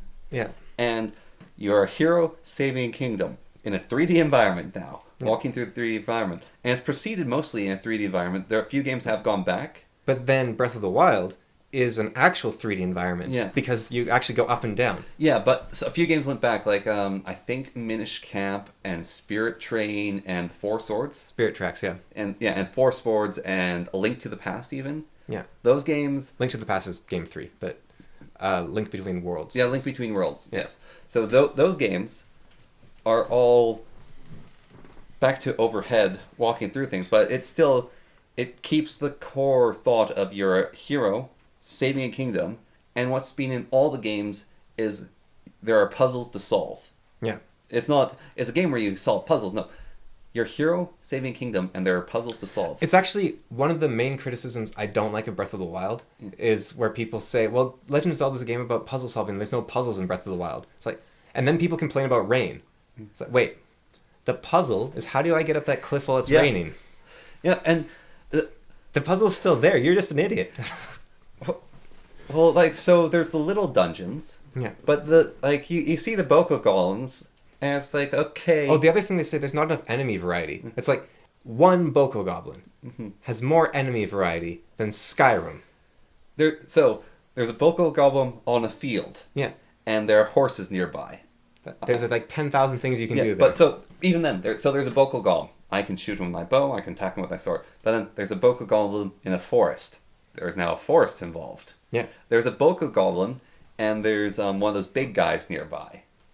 And now that changes it. Like, each thing is puzzle solving. There are puzzles to be solved, and the enemies in the world is a puzzle now. But, like, the complaint of enemy variety, right? Yeah. Boko Goblin, there's a horse. He could hunt the horse for food. He could ride the horse. Yeah. He can pick up any weapon that's around and use it in his own in a unique way. He'll go over to a fire and he'll light the weapon on fire so he has a better weapon. He'll pick up objects and throw them at you. He'll be upset if you steal things from him. He'll throw your weapons back at you. He will ward you off at first, then he'll chase you down. You can sneak attack him. Yeah. He can be lured by fruit. He can be you can wear a mask and interact, like go forward and interact with him and just be peaceful. You can see him tell stories around a campfire. They have so much depth to them. Yeah. And people just want more models because they think that's variety. But the right, like, no, of course it'd be nice. But I think a lot of people don't realize that these things take forever to make, like each of these. Each one of them takes forever to make, and there's a different case in point. So I recently bought a book from the Cobalt Press, which is called Deep Magic. And it's basically a 5e supplemental book that's not officially made, that has, like, it's the collection of all their spell books that they've made over the years. So it has, like, their blood magic, their void magic, their chaos magic. There are very few actually new spells in that book. And if you go into the Dungeon Master Guide, even in 5th edition, it has this in 1st edition, 2nd editions, but even in 5th edition, which is very gamified, there's a section on creating spells. And it's really well written, this section. And I think a lot of people look at the Player's Handbook in 5th edition, and it's like, well, the rules that's written, they're a little bit weird. They didn't write the rules so clearly. Or like, oh, how's this spell interact? What's going on here? One thing, as you've already said, is DM just handle it there and then. Make the decision. Don't go, well, this is the official ruling here, and this is this ruling here. Like, GM, just handle it there and then. I think even if you're playing a module, which you could slightly argue more, it's like, well, it's to balance the modules. Like, no, DM, handle it there and then. But in this book, it talks about spells, and like, there's a certain amount of spells in the spell book. We recommend removing some of them from your game that don't fit, adding in your own spells, or taking even a spell that already exists, like Magic Missile, and giving it to your players as a reward, but say that it's like these bolts of like spiring mist that come out, and slightly retool it, but it's still Magic Missile. Like, do that in your game. And there's just this little section about creating spells and how to use created spells and how to use spells in the world. And so I'm looking at the spells in Deep Magic, and my thought on this basically is, you're playing a game where you want your DM basically to give you those spells, but they're so obsessed with the player handbook and official spells not going to do it. So it's people thinking, oh, I need more official. And so the Cobalt Press has all these new spells, but there's like, I think maybe 5% of the spells actually in it are new.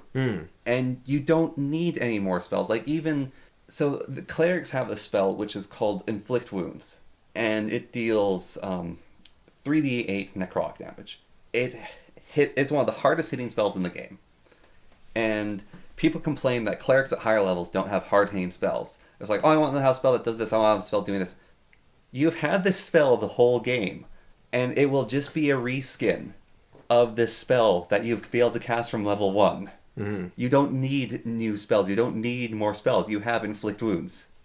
Yeah, well, I think we talked about this on the previous podcast of, I don't care if it's an acid arrow or a fireball or a magic missile, if they all are just a different damage number. Yeah.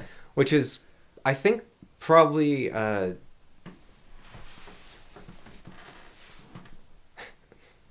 think it's why my game has such stupid traps in it, because each one of them is different, but it's very hard to actually make things different. So, your that thing you showed me of how to do curses and blesses? Yeah. I had a player sit down on a chair. Oh, like my bibliomancy? Yeah, your bibliomancy. So a player sat down on a chair in my campaign, and I forgot to write down anything for what the chair did, but I remembered in my head I wanted the chair to either curse or bless the players. So I told him, flip a coin. Yeah. And so he flipped a coin. and so is bad. And then I grabbed the book and I said to someone else, give me a number between 1 and 300. And they gave me a number. And so I flipped open a Garth Nix book. And then I just pointed to a random part. Pointed to a rather part of it. And it was about sea legs. And so it's like, okay, sea legs and a curse. And then I was like, all right, see, when you sit in this chair... Stumble around. Well, no, when you sit in this chair, you realize that this was a chair of the old elven kings who came from the sea. And if it's not a true elven king who sits in this chair, whoever comes here becomes cursed. And then the person's legs dissolved into pools of water. And they collapsed to the ground and they couldn't walk anymore because they just had like this flopping water. And so their own party's cleric ran over and cast Remove Curse on them. But it's this very unique, just like your legs become water. Yeah, that's pretty cool. Yeah, I was just thinking like you could have a chair that perfectly outlined your butt crack. So you wouldn't ever notice this ridge. But anyone else that sat on that chair would be super uncomfortable. Yes. That awkward. Yeah. But it's a way to get very quick creative randomness. Yeah. Well, I mean, it's... Because you have to come up with the thing of what it does from what you grab from the Bibliomaster. As far as I'm aware, Christians invented it. I guess they'd have to be post-Lutheran. But it's opening the Bible to look for... guidance. Yeah. Yeah. You just flip to a random page and then you interpret it. Yeah. And it's the same thing that people use tarot cards for now. Yeah. Yeah. Maybe not what they were originally used for, but it's what they're used for. And it's pretty amazing that people are really good at making stories on the fly, but they need just a tiny foundation to work with. Like we're pretty bad when it's like make something up. It's like but you give just okay, make something up about a saber-toothed tiger. It's like, okay, I can do that, no problem. There's a saber-toothed tiger. He was going to the market. He wanted to meet his friends, but they weren't there. And there was like a woolly mammoth, and it was one of his friends. And like, you know, that story's really creative about a saber-toothed tiger going to the market. Yeah. Yeah. Yeah. So one game that I think is really an interesting case study of this idea is Vampire Survivors, where there's been a lot of video essays out now about, I think it was the, what's his name? The Architect of Games or whatever, or the other one, Gamers Toolkit. He talked about, this isn't actually a good game, it's just we're stupid. And then another person said, there's no skill in this game. And there's been a lot of denigration of Vampire Survivors. Yeah. And there's also a huge amount of people saying, I'm sick and tired of all these Vampire Survivor clones. Yeah. And I want to go, I'm cleverer than everyone else and make a video about how it's actually Solomon's Boneyard. Yeah, or what was that game called? Crimson Land, which came out around the time of Solomon's Boneyard. Yeah. And I think Vampire Survivors is actually based on Crimson Land, possibly. Okay. Maybe Solomon's Boneyard. And there's probably other games out there too. I mean, Solomon's Boneyard is just an endless mode of Solomon's Keep. Yeah. So, first of all, the idea that the game doesn't have skill. The skill is not in the moment-to-moment gameplay. It's figuring out the things in the game. There's that, but there's also, even if you understood the whole game, right? There is a risk-reward metric. Yes. So, it is much more powerful to upgrade a single item over and over and over again. Like, the upgrade from level 3 to level 4, let's say, is far more powerful than simply getting another item.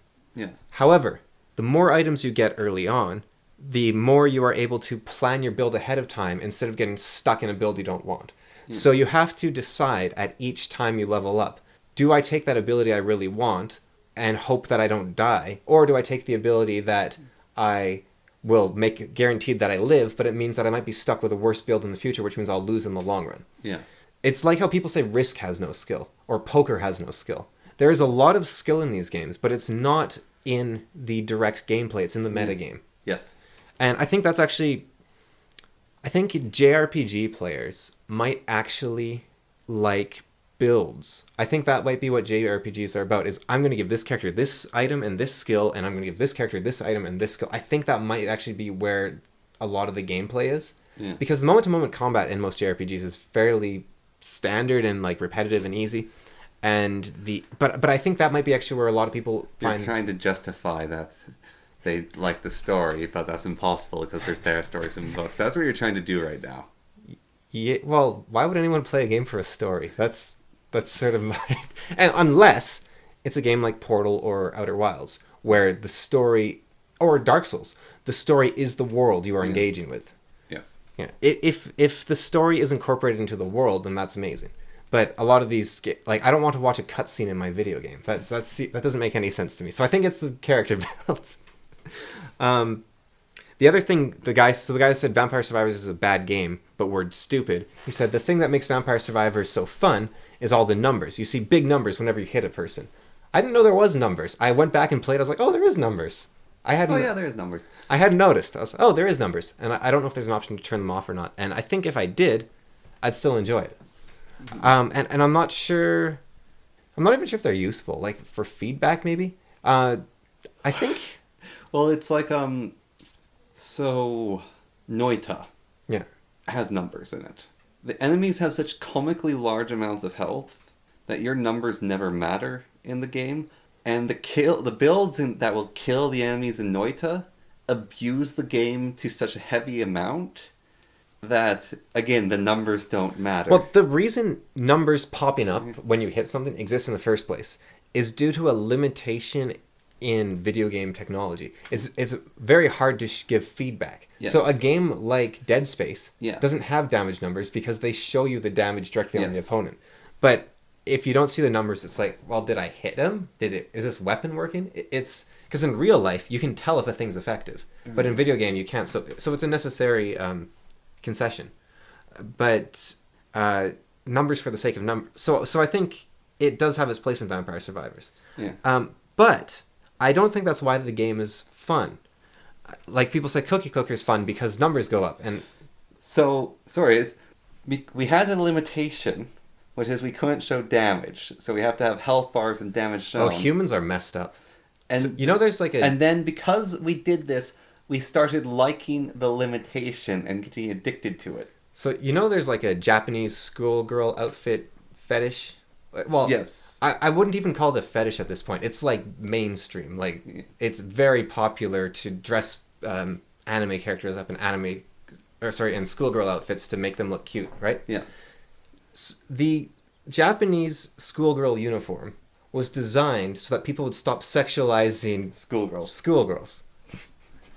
So humans will take it's kind of like lingerie as well, right? Like the idea of lingerie in existence is kind of crazy, right? So women wear underwear, like bras and pants, and then it's like, this is to cover them up and keep their modesty, right? Yeah. And then people are like, oh, that underwear, oh, that's good looking. To the point where people will be attracted to the underwear sometimes more than the person. Yeah, well, it's the ribbons on the present. Yeah. Like, if you see a really well wrapped up present, That's an exciting present, yeah. yeah, it's exciting. Well, present. I think... And sometimes the present being wrapped up is more exciting than what you get inside, because it's... I'm going to say... Well, you actually like socks, but... Well, to an I just need socks. It's Yeah. not that I like them, I just need them. But I seem to burn through them. Yes. I guess because dogs and stuff. But Toenails that I can cut through steel. yeah, that too. You kicked me one time, I remember. Your leg went across my arm, and just a piece of my arm disappeared because your toenail removed it. So there's I think there is a well-wrapped sterile looking present. Not that interesting. Sometimes like just this wrapped in newspaper blob, you're like, that's got to be a good blob. Like if it looks squishy, you're like, it's like pajamas. But if it's like it's got a certain rigidness but not enough that you're like, yeah, that person knew the present was so good, they're just wrapping in what they found on the bathroom floor, and they're like, this is a good present, and you're like, whoa. It's kind of, this isn't a bad aspect of humanity. I think this is amazing that we can love limitations so much. Oh yeah, it's just amazing that we're obsessed with schoolgirl outfits. It is like, life Finds a way. You see a lot of communist types talk about how life's unfair and how there's all these limitations and that they shouldn't have to work to survive, right? Roses have thorns. There's that, but then there's also just the fact that we like the thorns. Like we're like there's masochists out there that like just pricking them. Like they would there's people, right, that will wrap barbed wire around their legs, like the priests and stuff, like sort of self-flagellation and punishment stuff, right? Like that exists. like I don't condone that behavior, but it's amazing that life, there's people that are saying, oh man, we have all these limitations, but then there's a larger group of people that are like, oh yeah, I'm into those limitations, all right, limit me harder. But actually, you look at people so that experiment that was done with the artwork, which a lot of people come back to about choices, where you were told to make 3 pieces of art. So you make 3 pieces of art, and so there were 2 groups of people, I believe, and you could choose it or get it randomly, right? So no, it was worse than that. So there was 3 groups of people, right? There's 3 groups of people. So there was, you'd make 3 pieces of art, and the first group was given their piece of art, just one at random, and that's the one they took home. The second group was told to choose a piece of art. Once they chose it, they took that one home. The third group was told to choose a piece of art, and then they were offered the choice to change it for 1 week, or like 1 day, to choose a different one after they chose the first one. The people who had the most satisfaction were people who were given a random piece of art. The people who had to initially choose one and then go with it were the middle group. The people who were given a choice to second guess themselves were the most miserable, I think it is in both cases, if they second guessed themselves or if they stuck with it.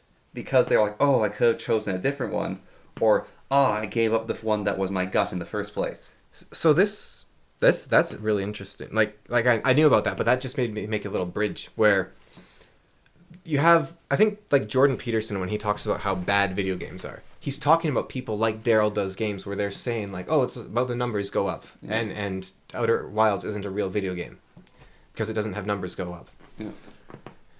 That is the same mindset. Not Jordan Peterson. I think Jordan Peterson doesn't understand video games in the slightest. He's an old man. Well, no, he just hasn't played them. Like, I want him to play Outer Wilds so badly, or him to play Minecraft. Now he'll say, "Oh, Minecraft is just about getting the diamond and getting." There's people that play Minecraft like that. They treat it as like this grind fest to get the netherite as fast as possible. I have servers that go on, and some people basically try to get to the most powerful point they can within the mods, and then once they've got that, they're done. Yeah. So I did experiment. Unfortunately, I made the mod pack and it's incredibly unstable. But I made it so it was a magic school, and I made these hard set rules, which is if you want to do any single magic mod, you must make a classroom for it to be in, and that magic mod can only be inside that one classroom, and you cannot do multiple things within the same classroom. And why I did that is I knew there's a lot of people that play on the servers that I have who just want to go towards the strongest thing they can and then they're done. And so I was basically trying to make it so, basically use that against them, that they had to build me a magic school in its entirety if they wanted to get all the things that made it strongest. Then I could have a cool looking school afterwards. But also part of that was trying to encourage investment in the building and the world, and sort of this is a magic school that we're all making together as a community project. Yeah, the nice thing about Outer Wilds, and I think this is why he didn't think it was a video game, is Skyrim, Minecraft, they're amazing sandboxes that you can do anything, right? Yeah. But the problem is, we talked about this before, the correct way to play isn't forced upon the player, right? Yeah. Outer Wilds, you can't really play wrong. Yeah. Like, you have to engage with their systems perfectly. Like, the only way you could play Outer Wilds wrong is by just, like, not touching your controller, basically.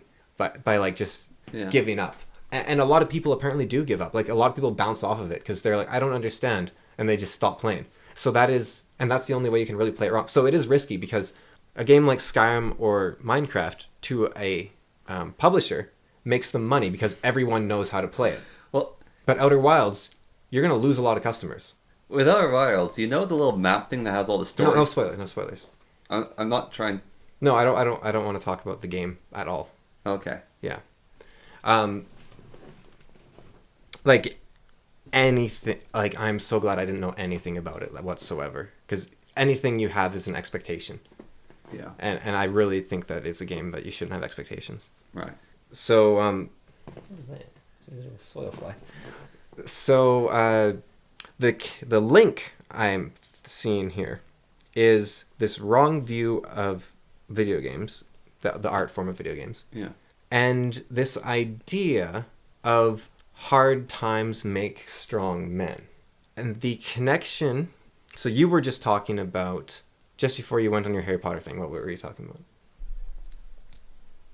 That was a while ago, the Harry Potter thing. No, you were just talking about magic school, sorry. Just Yeah. before you were talking about your magic school.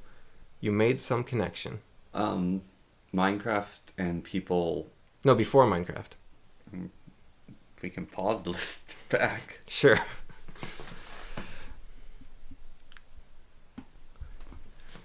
So, you have people that play video games, or they look at video games wrong, and they play them right by accident, and they think they enjoy them because of the numbers, but it's the wrong reason, and that's an addiction, where you see the numbers. Yeah. And then you have the people that say the hard times make strong people, and good times make weak men. It's the good times, weak men that I really want to focus on. It's the exact same criticism where they see an issue, they see people playing games for the addiction, like Jordan Peterson. Yeah. And so they think the problem is with the video games, not with the manner in which the video games are engaged, because there's a lot of people playing video games correctly. Outer Wilds has overwhelmingly positive reviews. Most people that don't abandon it understand it. Yeah. And the people that force themselves to play and get horribly confused, they're the people that shouldn't be playing games, or they need to take a step back. And I don't mean this in like a gatekeeper, like, oh, you don't deserve to play games. I mean, you need help. Like there's actually something, you're using them as a coping mechanism in a... So wait, do not interrupt me so I go crazy again. The good times making soft men is the same thing as what you're talking about with the too much choice leading you to regret your decisions. It's because in hard times you have one choice, and that choice is to do whatever it takes to survive. And so you don't feel regret. In a time where you can be a lawyer, you can be a doctor, you can go to this school, you can go to that school, when you have so much choice, you will feel bad no matter which decision you make because you could have made a better one. And okay, you can start interrupting now. But that's the main point. And I think that the thing you need to look at in this situation is not that it is a fault of the good times. The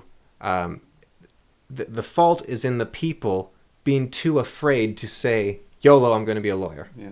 Like, you can't just sit there and say, oh, I'm going to be a lawyer. No, I should switch to doctor. No, I should switch to lawyer. What you need is people going, I'm going to be a lawyer, and that's that. Yeah. I've made my choice. What I was going to say is, so a lot of people do talk about video games being escapism. Yeah. And I think that's also the part of the unhealthy mindset or approach towards them being escapism. And I actually hear a lot, like I even had an argument with someone at some point about escapism. It's like, well, you just need something to take your mind off things or like something else. And I said, why would I live my life in a way in which I want to escape from it? Well, that's part of it, but also it's like, I'm not playing this game to escape. I'm enjoying it. I don't want to be going somewhere else. I just want to be... So I think, again, what's going on is people are really bad at describing, like with the books where they say, this book's meaning was this, or this is the purpose of this book. I think people are really bad at understanding why they enjoy something or why... So I think when people are talking about escapism, they're not actually saying, I want to hide from my life. Like, they think that's what they're doing, and they think that's why they're enjoying it.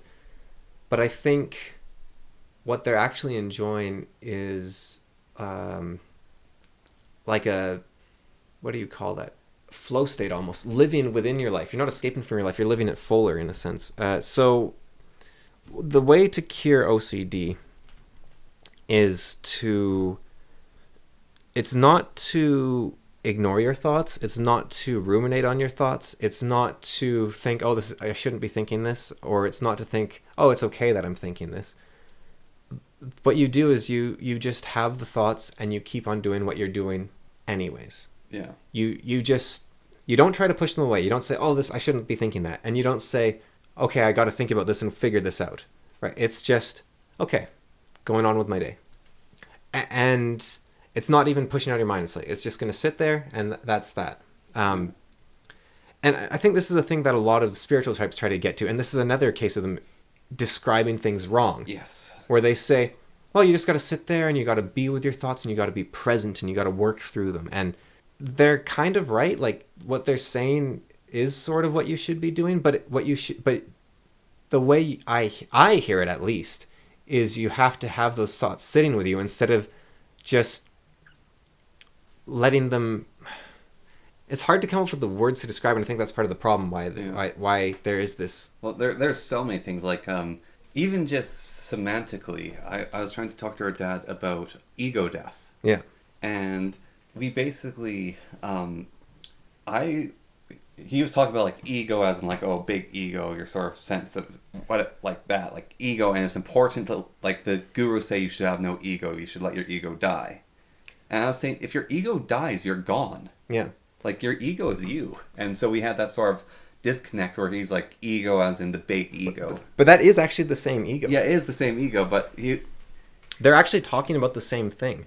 It's just people have so when the guru says you've got this inflated ego, right? Yeah. That is they are using ego correctly. Yeah. But then what people but in that instance, it has become a synonym for arrogance, which is fine because it is in that instance. Yeah. But then what people do is they say that arrogance is the same as ego, which it isn't. And it's the same thing that happened with conspiracy. Yeah. Like, a conspiracy is where a group of people get together and do something. A conspiracy of silence is where a bunch of people agree to remain silent on a topic. A conspiracy of silence theory is where you suspect that some group of people might have a conspiracy of silence going on. Yeah. And a conspiracy theorist is actually a conspiracy of silence theorist, which is someone who regularly comes up with theories that there are people conspiring to be silent about something. But conspiracy theorist has come to mean someone that believes in crazy things. Yeah. And they believe in conspiracies. Like, conspiracies exist. It's not a crazy thing to think. Like, and conspiracies aren't evil. Like, anything's a conspiracy. It is a conspiracy to plan a surprise party for someone. Yeah. So, and a conspiracy theorist would be someone that says there are people planning surprise parties. I'm going to act surprised when I walk through the door, even though I know it's coming. No, but like, I can have a conspiracy theory, right? Yeah. That someone in Australia is going to throw a surprise party for someone else. Yeah. That's a conspiracy theory. So you have words that are in context synonyms, and then the synonyms become stretched even out of context to the point where people now say ego is arrogance, where ego is your sense of self. Your superego is your regulatory body of your sense of self, which means your sense of self can change. Yeah. So your superego is kind of your conscience, which says, I want my sense of self to change, or my sense of self was insufficient here. Yeah. And your ego is necessary in Freudian theory to control your id, which is your just animalistic desires. Yeah. So if you get rid of your ego, then what you're you're either like a nihilistic nothing, or you're like a hedonistic animal. Yeah. Or I think. Or you're Now, to destroy and rebuild is another thing entirely. Yeah, destroy and rebuild, but... And that isn't something you should do lightly at all. No, but yeah, even an inflated ego could be very much a statement of there is too much of you, and there's... So what an inflated ego means is that your sense of self has become too strong. And what that means is, even if you are given evidence to the contrary... So an inflated ego, right? Yeah. Means I think I am a good person, and then someone says, well, you're clearly not, you ran over those orphans on the way here, and I say, well, I'm a good person. That is the inflated ego. Yeah. Right. That is your sense of self that is under attack, and is completely incongruent with reality. And so your superego's job is to realign your ego with reality. Yeah. And so they're completely right when you say you have an overblown ego or an inflated ego. Yeah. Your sense of self is too strong. Yes. It's wrong. You need to allow it to adapt to reality. And so, and that's what we were talking about with narcissists, where their ego is their reality and nothing else can touch it. I wonder if you could define a narcissist as someone without a superego. Yeah. Well, which is kind of a scary thing to say, because your superego is your consciousness, right? Yeah. Which is to say that narcissists aren't sentient. Well, so... They're robots. The play Peer Gynt... Jeez. Well, they still have the id. Yeah, but that's just your baseline of animalistic desires. That's... Jesus. Yeah. Anyways, yeah. The play Peer Gynt spoilers for the end of this 400-year-old play, or 200, whatever it is. Yeah. Peer Gynt is a narcissist who hasn't done enough good or wrong in his life to go to heaven or hell. And so he is told by the button molder that you are going to be destroyed and remolded into other people. Mm-hmm. Now, Peer Gynt's main thing about himself is, I have always been Peer Gynt.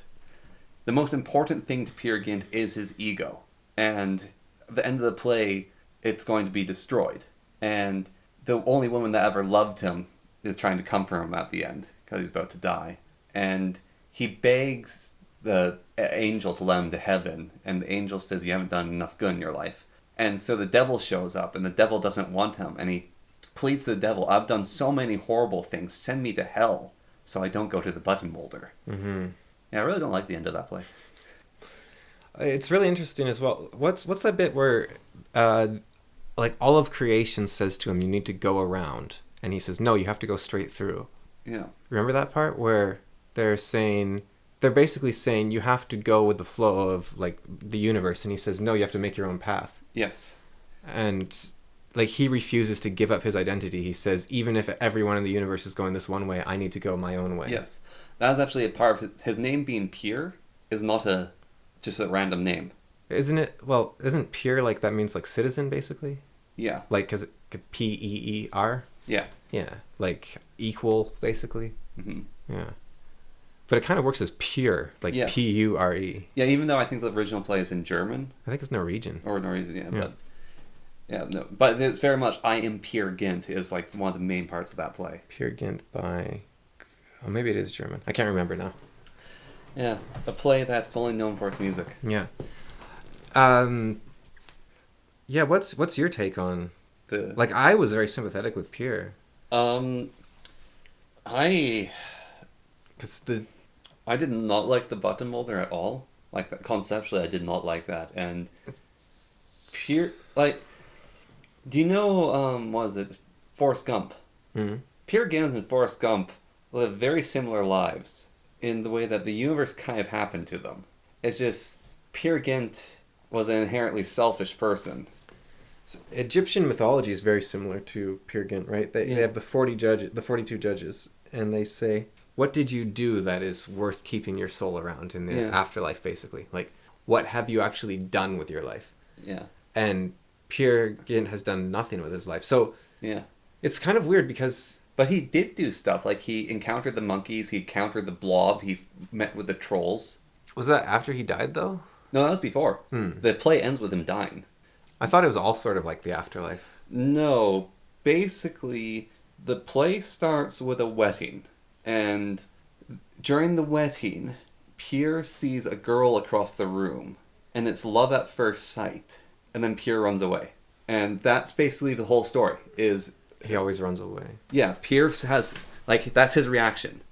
So he doesn't do anything. Yeah. Like because he ran away... The bells saved him from the trolls. He confused the Borg and ran away. He tried to live with the monkeys. But then the monkeys rejected him because he was too civilized. So it's interesting. And we also cut, like, half that play as well. It's interesting that in the end, when they say you have to go around, he says, no, you go straight through, because that's sort of the opposite of running away. Yeah. Like, after he dies, he's saying that, no, I forged my own path. And even though his whole life has just been flowing downhill away from whatever is the slightest hardship in his life he runs from. Yeah, well... So one of the actually really big parts, actually how the play ends, is so he's begging, like, not to be molded by the button molder, and the girl who they fell in love with each other at first sight, she basically waited for him to return that whole time, and he's finally come back to her. Now she's like this old ugly woman is the thought, and everyone's rejected him, and the button molder's saying, I'm going to mold you back into the universe, and he's curled up in her lap crying, and she's patting his head and saying, you're good enough for me still. But like, that's just part of it, is she's saying she still loves him. So yeah, there's that part as well. No, that playwriter was messed up. That's kind of gross. Yeah. Like the fact that she loves him is gross. Like, that's grotesque. Yeah. Because she's basically a borderline. Did you see the masks in that play? Yeah, but she's basically borderline, right? Like, Yeah. she is willing to...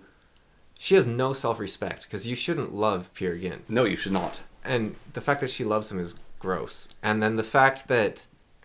It's kind of weird as well, the fact that he thinks he has anything to offer to heaven or hell. Like, Yeah. that's the whole point of it, right? But it's like, the only thing he has to offer is the fact that he doesn't want to be destroyed. Yeah, well, he said to the devil... Like, that's literally narcissism. He said to the devil, I left the girl I loved, I tried to, I deceived trolls, I tried to kill a young man, because he's talking about the monkey he tried to kill, he's going to wear its skin to pretend to be a monkey, so they would accept him. He was on a boat at one point, and he didn't help them at all because he was afraid, and so a lot of sailors ended up drowning. He's just a massive coward. Yeah, and so he's trying to say to the devil, he's trying to justify his inaction. Right. He's trying to justify his inaction as evil. Yeah. Yeah, but he's not evil, he's just a coward. Yeah. But that makes you, like, just despicable rather than, like, Evil. truly evil in some ways. Yeah.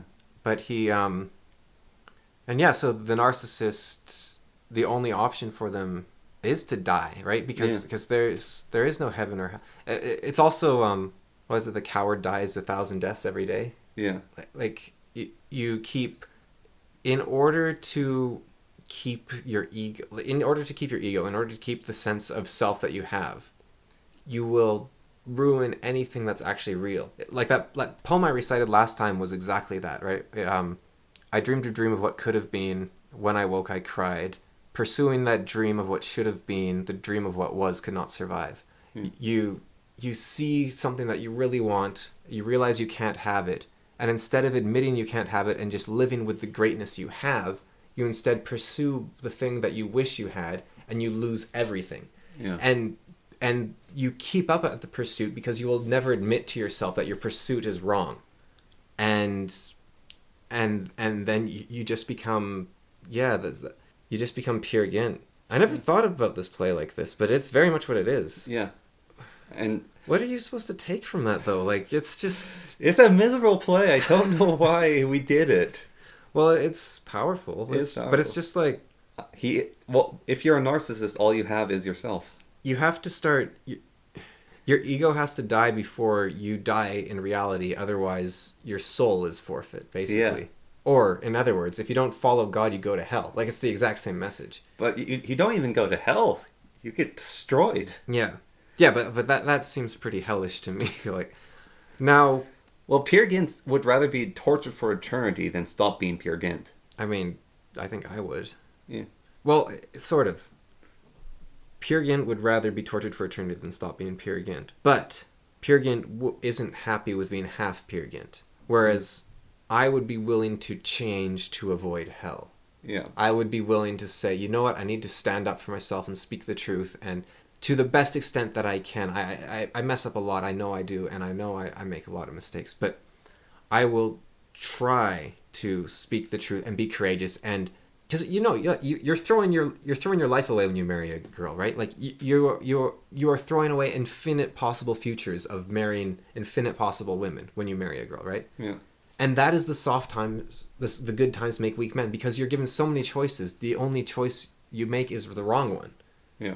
Whereas but when you don't have divorce as an option, then you say, look, this is my choice, so I'm happy with it. And then, so you can have strong men in good times, but the strong men have a much harder task. They have to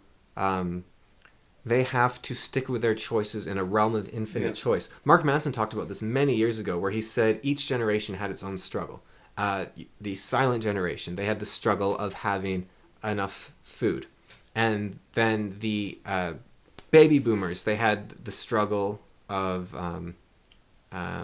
knowing which information you could trust or something like that. Because they had like infinite information now. They had so much food, the struggle became like, what, don't eat too much sort of thing. Yeah. Then you had the struggle of not enough information. Then you had the struggle of what information do you trust? And nowadays we have the struggle of we have too much good information. Yeah. You have to just discard some of it. You can't keep all of it, like as an individual. Yeah. And you just have to say, okay, I'm going to marry that girl for the rest of my life. There's probably better ones. I know there's better ones out there, and I'm going to do it anyways.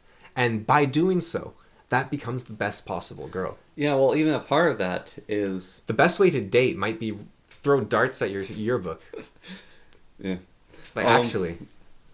In a relationship takes two people, and it's something that keeps changing, growing, and shifting. I need my suit and my yearbook. I'm going out.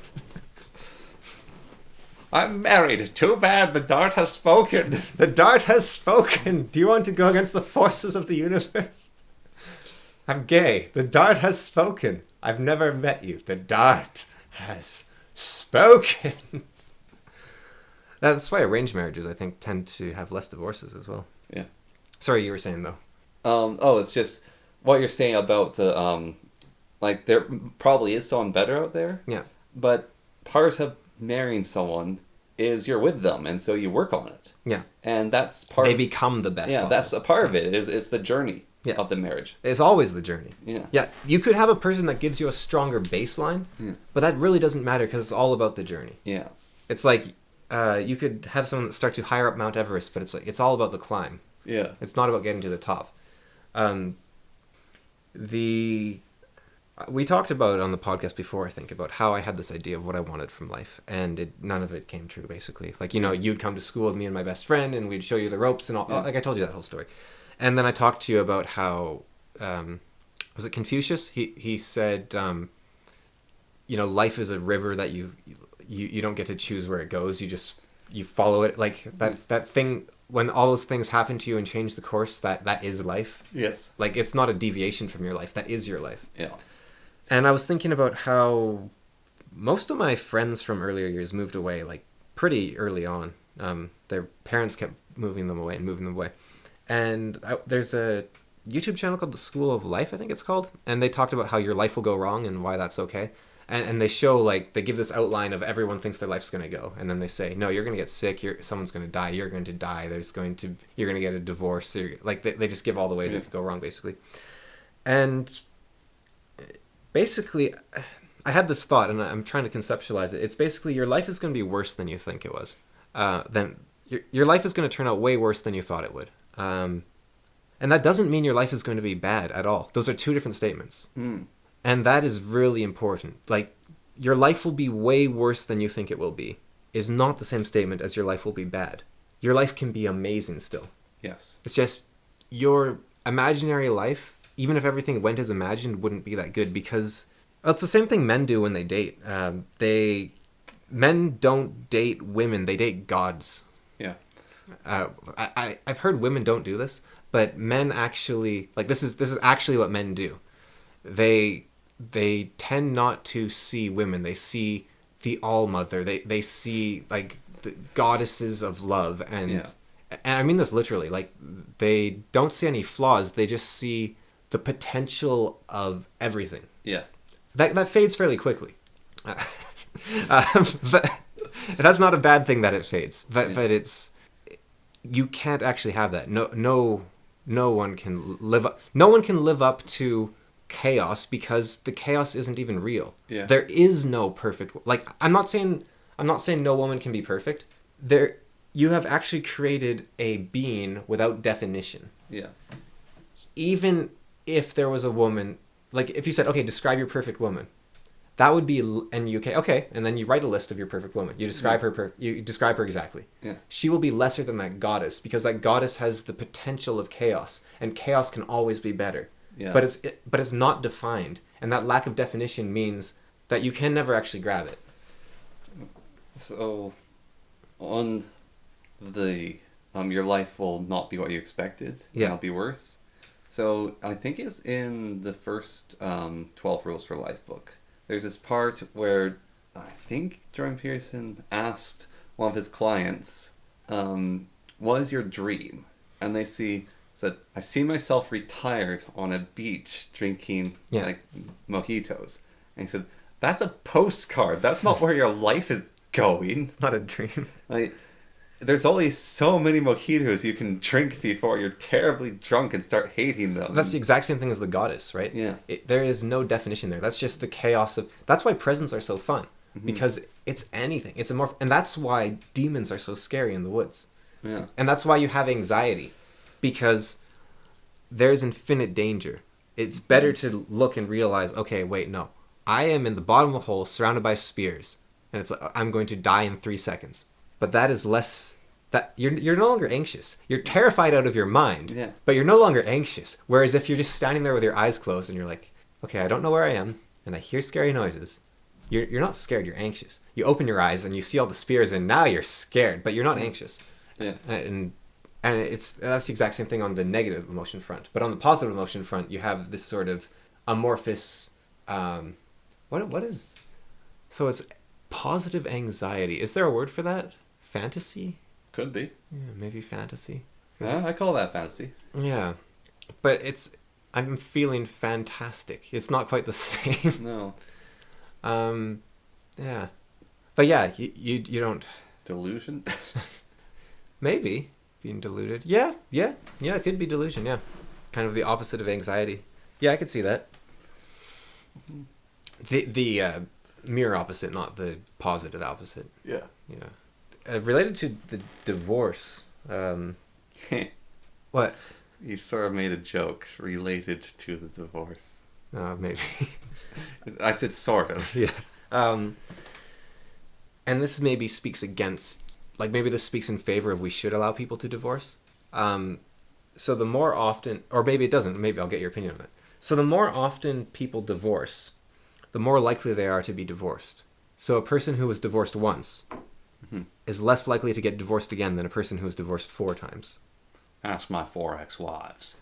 And so it's kind of an obvious statement, right? But it also means that, so 40% of people get divorced for the first time. Yeah. Very high. But then people who've been divorced once get divorced 60% of the time. Yeah. And that kind of suggests that they didn't get divorced because there was an incompatibility in the relationship. It seems to suggest more there's something wrong with their personality. Now, the thing wrong with their personality might be that they get divorced a lot. Like, they just get scared and they're like Peer Gynt, and every time they're in a relationship for too many years, they get scared. And I have another friend... There's a trap door that you can leave. I have another friend who did that. He was with his girlfriend for 6 or 7 years, and everyone thought, wow, what a perfect couple. And then he wanted to experience what it was like, because they'd been together since they were like 14 or something, right? Yeah. And then he broke up with her because he wanted to experience what it was like to actually, date and meet people, and he wanted to learn how to do that. And there's a Foxtrot comic about that exact thing where he says to Denise that we should see other people. Well, I should see other people, because she's blind. Yeah. No, but he says, I think maybe we should see other people because, and she's like, what? Why? He's like, well, we don't want to be inexperienced in dating. And she's like, well, why would that matter if we're already together? Yeah. Because he's already planning for them to break up. And I think the worst thing that Denise did in that situation was ever let Peter back. Because at that point, Peter is not a very high-value boyfriend at all. Because he's saying, I'm not going to stick around for you at all, right? But he realized he was wrong. Yeah, but... I don't know. The only person that'd go out with Peter is someone who doesn't know what he looks like. I just think that... Okay, well, here, to be fair, he's 16, right? Yeah. But it's still... Do you want to be with someone that disrespects you that badly? Mm. Like, he admitted he was wrong fairly quickly, but it's still... there's a story on Reddit, I don't know if you've heard, where this girl, she said, my boyfriend, we were perfect, we were together, everything was lovely, we've been together for 2 years, he's the perfect man, I loved him to death, he loved me to death. And then I asked him, do you ever consider open relationship? And just asking the question, he dumped me and said, never talk to me again. Yeah. And I think that guy was actually right, but it's like, I don't know if I'm brave enough to do what he did. Like, that's pretty impressive that he was able to throw everything away like that. Yeah. That's probably what made him such a great man. Yeah. That he is willing to throw everything away for... Well, I guess there's a difference there, though, right?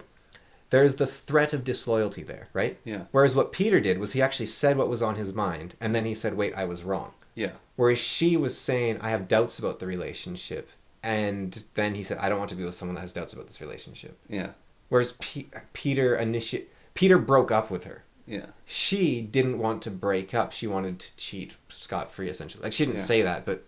So maybe there is a slight difference there? I think there is. Can Denise ever trust Peter again? That's the question, I guess. Like, if your girlfriend says to you, ever consider an open relationship? you can't really ever trust her again. No. Like you say, absolutely not, I'm offended you said that. She'll say, oh, I'm so sorry, I'll never talk about it again. It's like, no, I still can't trust you because you had that thought. Well, it's the same thought I was thinking about with this marriage and divorce thing. What you were saying, like, the people are more likely afterwards. Is you get one and then you have to talk to the Pope. I don't even know if you should get one. But I just like the thought, you get one. I think there used to be, or there still is, like, you still have to go to a judge, and the judge has to agree to it. They have to be like, because sometimes they'll mandate, like, you have to live together for a year, or you have to do that. Like, so there is that existing in some places still, I think. But it does seem to yeah, actually, so this is actually against divorce, I guess, the statistic, because it basically means that it's not just a freak incompatibility. It's you suck at picking partners, or you suck at being married. You are the person who was given the choice to choose again, and you chose to choose again. When Shad talked about dating, he is very interesting. Actually, I think he talked to Sargon about this, and I took that sort of to mind, is he would date someone once, and it's like, no, we're done. Like, he would go on one date with a person, and he's like, when I went out dating, I was looking for a wife. So when you're looking for someone, right? Yeah. And you say, oh, do I want it? This is something I do a lot. I say, do I really want to be in a relationship with them? I don't know. Do I? Do I not? Do I? Right? Yeah. That is the good times creating soft men situation. There's one woman in the tribe. That's like, I am going to kill every other man that comes near her. That is the hard times create strong men. Yeah. But you can still have strong men in good times. It's just you have to go, okay, that woman seems good. All right, let's go on a date. Yeah. Or even, all right, let's get married. Yeah. Now that tends to be looked down upon these days. But there are cultures and people that get married after like 3 weeks. Yeah. And well, I think it's kind of romantic with our grandfather, where he like he failed to date a woman for like 10 years. Well, he the same woman. Well, there's cold feet at the first marriage. Like, they were going to get married, and then they didn't go through with it. And then our grandmother was miserable, and he was miserable. And so our great-grandfather basically sent him a piece of mail saying, come pick up your bride. Yeah, come pick up your bride. And so he went back to that house, and he was at a boarding house of basically the old woman who tried to get the two of them set up because she was a matchmaker, a meddlesome old woman. And he told her basically what's going on. And so she cut his hair and put a suit on him, and like gave him like a bunch of flowers. Then he went there and like knocked on the door, and she's all miserable in bed. And he like threw open the door more and said, "Marry me." And she's like, "Well, I'll have to know you a little bit more." And then every single day for like a month or so, he just said to our grandmother, "Marry me." And then they go on a date together. And then they're like, "Okay, I'll marry you." But do you know like the before that where there was like this? She wanted to get his attention, so there was like this buy a lunch to get a date thing, and so she set out the special lunch that she knew he would love, and then he just spent the whole time like laughing with a friend and trying to get them to spend upping a friend's bid on some other woman's lunch to try to get him to spend too much money. Yes. So and then like 2 years late, because they didn't even live in the same town, and then it's like 2 years later they met again, and then he's like didn't say anything, and then 2 years later, it's like, how are we here? Like I'm amazed they ever had children. It's just like the chances of it really gives you hope for your own prospects though, eh? Like the fact that that crazy mess somehow worked out. So someone we both know personally recently had a kid, and there's an image of them with their kid, and it's leaning against their chest. So Sargon, 2 days ago or 3 days ago, he had a daughter, and he's 40 something.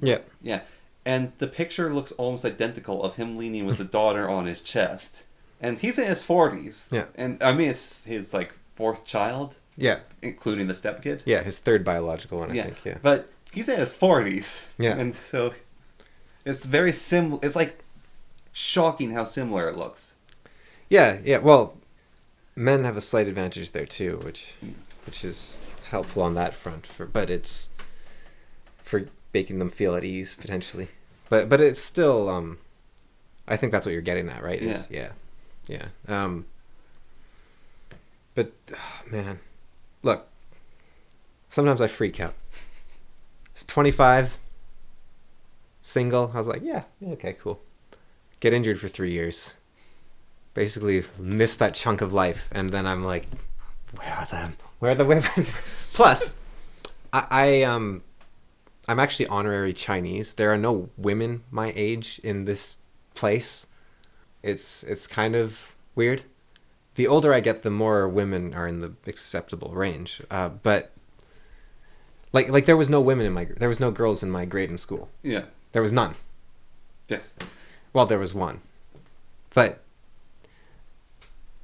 grade 1, it was 50-50 boys and girls, and then they just started dropping like flies. Like they kept going to Alberta, so that's where all the women are. I think is Alberta, but.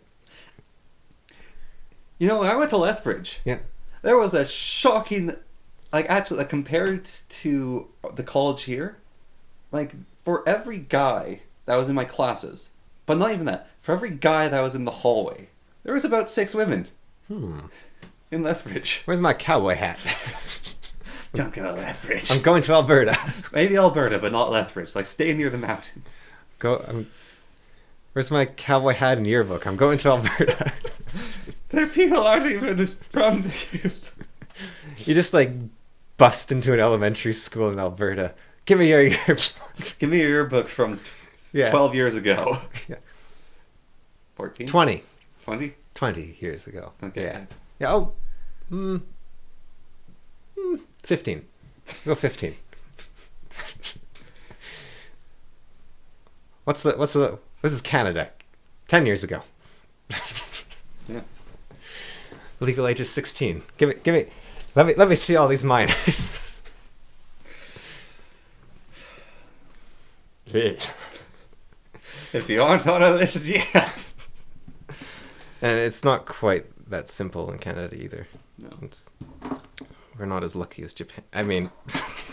Japan's changing their laws. Oh, I also think they're making it from 12 to 16 in Japan. I thought it was 15.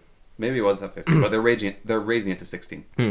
But in Canada as well, there is still 4-year limitation. So yeah. You can be 20 and date a 16-year-old, but you can't be 21. So yeah. Yeah.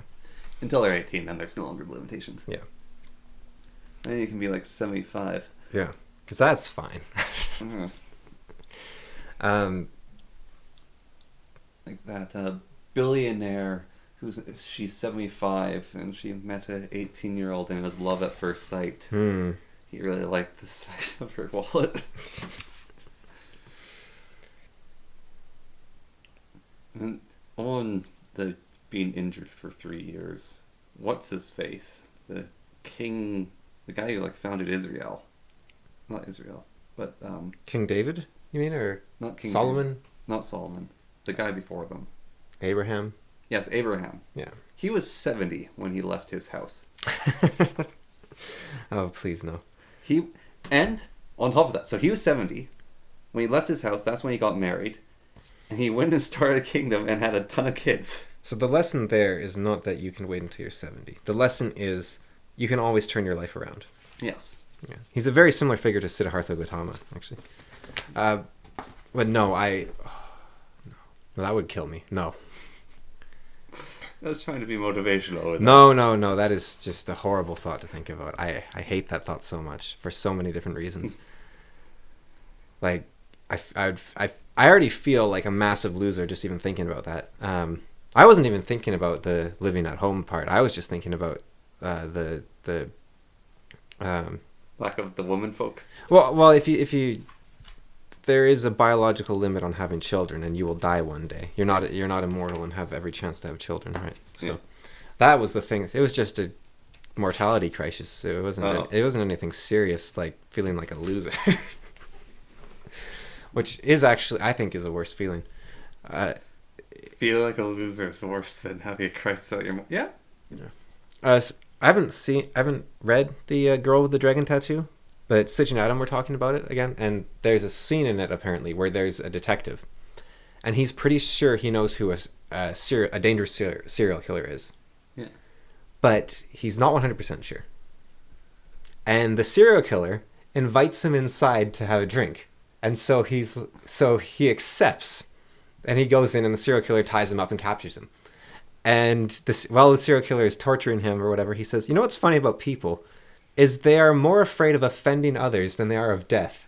Like, I offered you a drink after you had done something nice for me or something, and you were more afraid of turning that down than you were of the chance that I was actually the serial killer. You didn't want to be rude, and now you're in danger." See, the difference between that detective and Columbo is Columbo basically knows who it is immediately. Right, but there is a very absolutely true message there. Right now you see that exact... Well, actually, Columbo offends people to a large extent. Yes. He's courageous, yeah. He makes those people break down with his antics. So I've decided to change the name of the law to Cameron's Law, because Godwin was not a Nazi as far as I'm aware. So, I'm going to invoke... Wait a minute.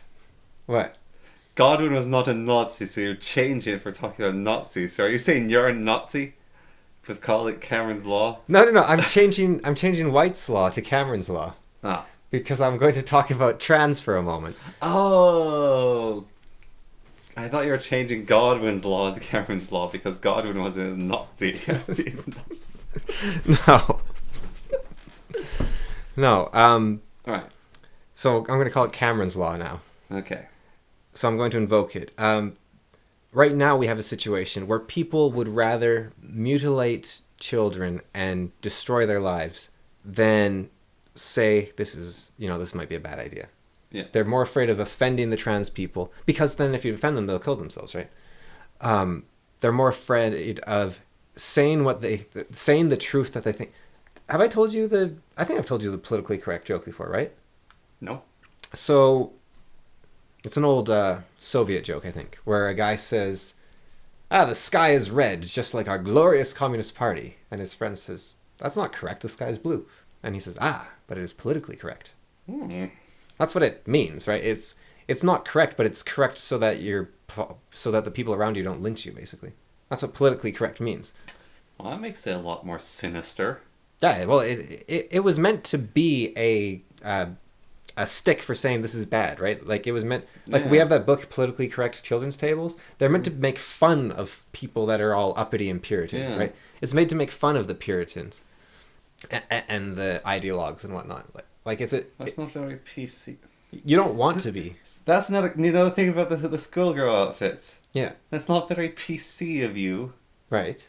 No, but that's not very PC from that Collins thing as politically correct, reconsidering it. That's a ridiculous thing to say to someone. That's not politically correct. Yes, yeah. But... Well, you're saying I'll lynch you if you don't change what you just said. Yeah, but we use it as this is acceptable to say. That's not very PC. Yeah, because... So it's the same adaptive ridiculousness of the schoolgirl outfits. Well, because we like the outfits, though, don't we? Yeah, but we've gone along with it because there is the threat, and we don't even realize that there's a threat anymore. We sort of do, but not really.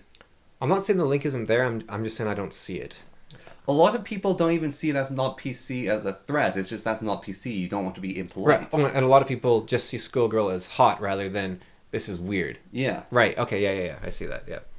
Yeah, and the... we don't even realize, that's not PC... the statement, that's not political... That is a threat. Well, you know what? It's the exact same thing as saying that's sacrilegious. Yeah. It's the exact same thing where it's a warning. You're socially signaling a warning saying you're about to be ostracized from society and burned at the stake if you don't stop talking like that. Yeah. It's a way of forming cohesion within society by saying, hey, change what you're saying or you're going to get lynched. Yeah. So, yeah, it's very much a controlling statement to say that's PC. And that's why you see Jordan Peterson make these most ridiculous tweets where it'll be like, use less paper towel, you're protecting the environment. And it's like, up yours, woke moralists, I'll use as much paper towel as I want. Like, I don't know if you saw that tweet, but... Yeah. And I actually... No, I agree with him, but it looks ridiculous. Yeah. Because you're so used to the sign. Yeah. But it's also the wording has changed. The wording used to be something like, help save trees using less paper. But that sign was a directive. Yeah. It was saying, don't be wasteful, use less paper. It was actually insulting you. Yeah. Whereas the old signs were like, hey, if you want to help us protect the environment. Now, what the things are actually saying is, hey, can you help us save a buck and use half as much paper? Yeah. Like, that's what they actually mean. So it's a lie no matter how nice you Well, dress it up. yeah, he went on a tirade about going on planes, Yeah. and they show you how much carbon impact your plane ticket will make. Yeah. It's like, you're trying to make me feel guilty for a product you're selling me. I don't want that. I am done doing business with you. Yeah, no, that is... I actually think that's a really interesting statistic to have. And if it's government mandated, then, like, so... Well, like cigarettes packs with Yeah, the... and companies as well, they don't want to list the nutritional label, right? Yeah. They don't want to say this is half sugar, but the government forces them to, right? And so I actually think airplane companies having this on it isn't necessarily a bad thing. But if the airplane company is doing that on their own volition, that's ridiculous. Yeah. But I don't see why any airplane company would do that on their own volition. That sounds insane to me. So now, you can argue that the government still shouldn't be so heavy-handed to put this stuff on airplanes because it's like, well, what am I going to do? Not take an airplane? Like, I'm still going to take an airplane. Now I just feel guilty about it. Yeah. It's like, you're not actually changing my behavior. You're just making me feel bad. Yeah. Do some... How about instead of putting all this money into campaigns where you make people feel bad, you actually you put that money into a campaign where you, I don't know, make airplanes produce less pollution. Yeah. Like maybe a logistics program, which makes you need to travel half the distance on your flight or something. Yeah. And airplanes are already a very efficient way to travel, so... Yes. They're incredibly efficient. But... And do you know why they're efficient? Because the airplane companies want money, so they're making them as efficient possible for themselves. Not traveling is even more energy efficient, but it's okay, so everyone's a prisoner. So what instead you could do is say, okay, well, why don't we just make this city really nice and convenient to be in? That's a much nicer thing to do. Yeah. You're like, okay, you don't want to travel as much, then we'll just make everyone want to stay here. That's another way to reduce carbon emissions. You don't have to be a tyrant, and that's I think Jordan Peterson's main complaint with a lot of this environmental stuff is you don't have to be a tyrant to save the environment. Yes. But people who are tyrants are like, hey, there's a handy shield, just like every other shield. Yeah. And Jordan Peterson's way of talking, I don't think helps because he gets very like indignant about stuff. Rather, the problem is he's not going to convince a single person. He's going to make climate deniers feel clever and smart. He's going to make people already on his side understand and be like, yeah, that's a good point. And people that are on the fence and that are against him aren't going to change their mind in the slightest. So I don't think it's a very effective persuasion tool. I think that people like Bjorn Lomborg, that he always cites, actually is a lot more persuasive where he says, hey, the environment's a problem, let's do this instead. Yeah. And I'm not even saying I agree with Bjorn Lomborg. I haven't read his stuff. I don't know. And I don't know if you can even predict the stuff he claims he can predict, but I like his approach. Yes. No, you know what gets my goat on it is that now, like, parents, both of them very environmentally minded. Yeah. I went to school for environment. Yeah, but parents very environmentally minded, and so since basically I was 5, we've talked about these things, and the government did nothing about it. At all. They didn't care. Yeah. And now they're pretending to care so hard while using it as a weapon of a tyrant that it just makes me really, really dislike that. The thing I really don't like is all this fear-mongering. Yeah, no, that's why I don't... It's like the fear with it, and also like like you said, a tyrant. There's a threat behind it. Like people always say that like Al Gore was super fear-mongering in his Inconvenient Truth. But I feel like they didn't watch the end of that movie where he was like, look, we changed the carburetors cars use, we switched to efficient light bulbs, and he showed the graph, and every time he said a statement, the graph, the increase in temperature, a chunk of it was taken out. And he's like, we do this. And after like 2 easy fixes, he was like, we're already going down. Then we do a 3rd easy fix, and we're going down fast. And it was a very hopeful message at the end. Yeah. Apparently he's gone a little WF insane lately, but I didn't think Inconvenient Truth was this scaremongering thing at the time. Maybe it was if I look back on it.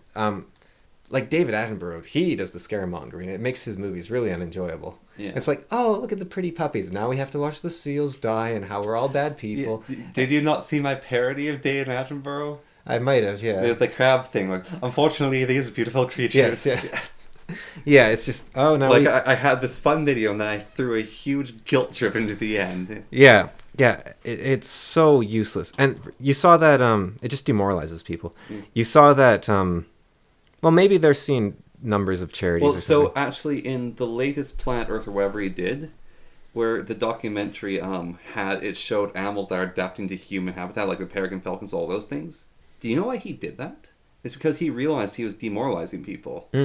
Because he really cares about these animals, and he thought the guilt trip would help people, because you show something interesting, then you give them a sad statistic.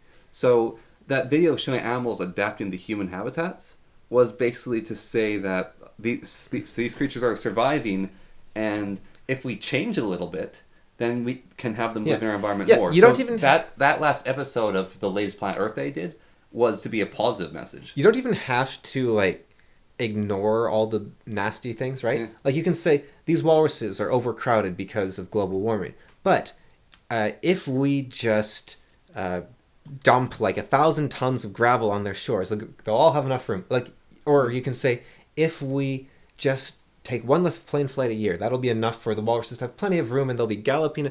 Just give people a positive message, not just feel bad and okay. Just say, look. Or you say, look, another huge thing you can do is reinforce positive behavior. You can say, these walruses, they were crowded and they were dying, as our film crew found. But thanks to human efforts in the environmental sector, we're actually seeing that the walruses are now having more space again. And polar bears, though their death rates are going through the roof, are very resilient creatures. And thanks to conservation efforts, their numbers are actually increasing in northern Canada. Even though, like... The northern Canadians are getting rather terrified once they start moving south. Well, no, because they're all, like, sickly and...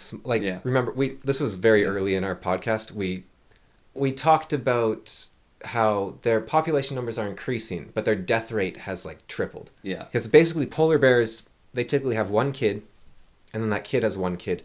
And, like, they have polar bears don't get killed by other things. Yeah. Basically, they have 100% survival rate. There is only one creature that can take a polar bear, and that's a killer whale. Even then, that's tough. Well, walruses can kill them as well. Yeah. That was like the saddest thing I ever saw, was a walrus killing a polar bear. It was so sad, because the polar bear didn't die, it was just super injured. Then it like crawled away and dug a bed and just lay down in it and died. And it was just like heart-wrenching.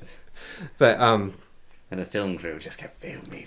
Well, apparently they don't like that either. No. They just... They have rules. Yeah. And then the stupid seals break them. They have the Kotashi Maru. Yeah. The prime directive. Do you know about the stupid seals? Well, let's not get too sidetracked.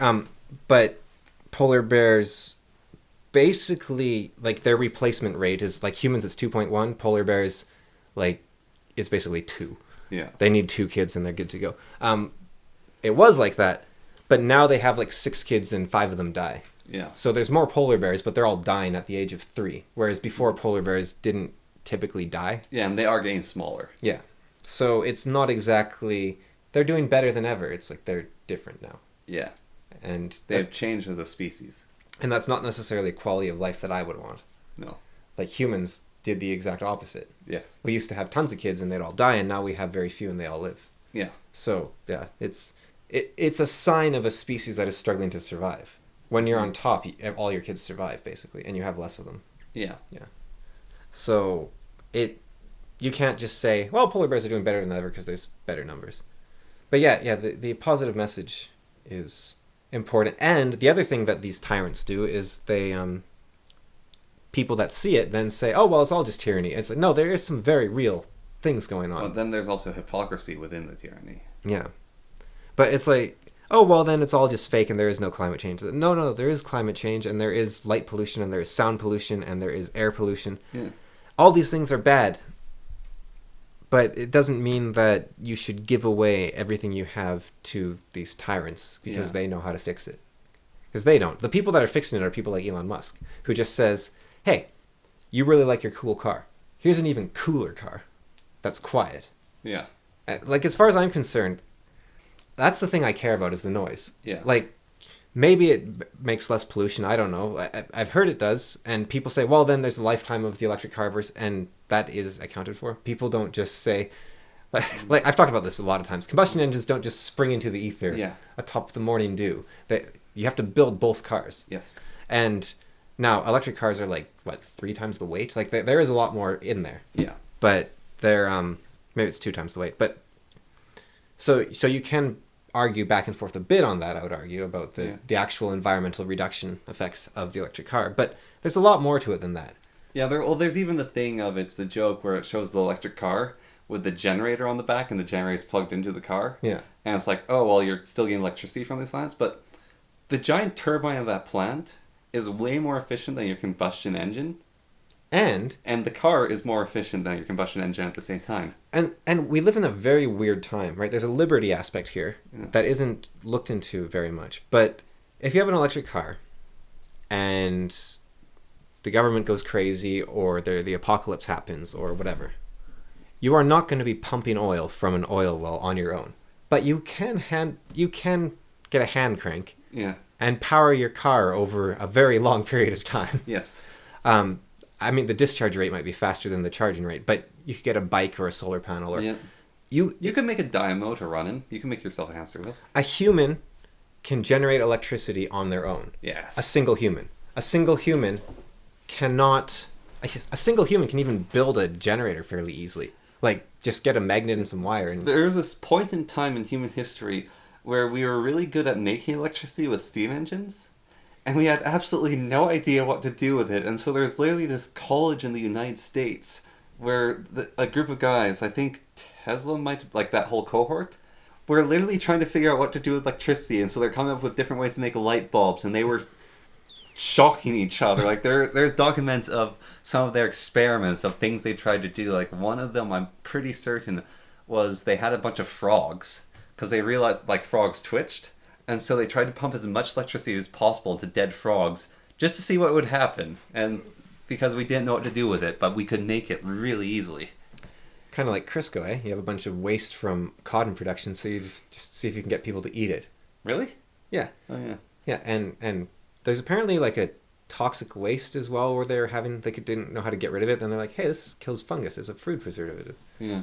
And then there's mixing sawdust into Rice Krispies, that one guy did. Yeah, but then I think some food organization also approved sawdust as like a filler for like hamburger helper type stuff or something, and then those already use sand. Yeah. And hot chocolate uses sand to make it flow smoother, but like people just. I'm kind of skeptical about electricity right now is basically what I'm getting at. It's like they had this waste. Well, it wasn't a waste problem. Right. But it's like you come up with a solution to which there is no problem. So you look around to start inventing problems. It's like, well, people need control over their lights, and they need computers, and they need their frogs to dance. These Tesla coils aren't going to zap themselves. We need.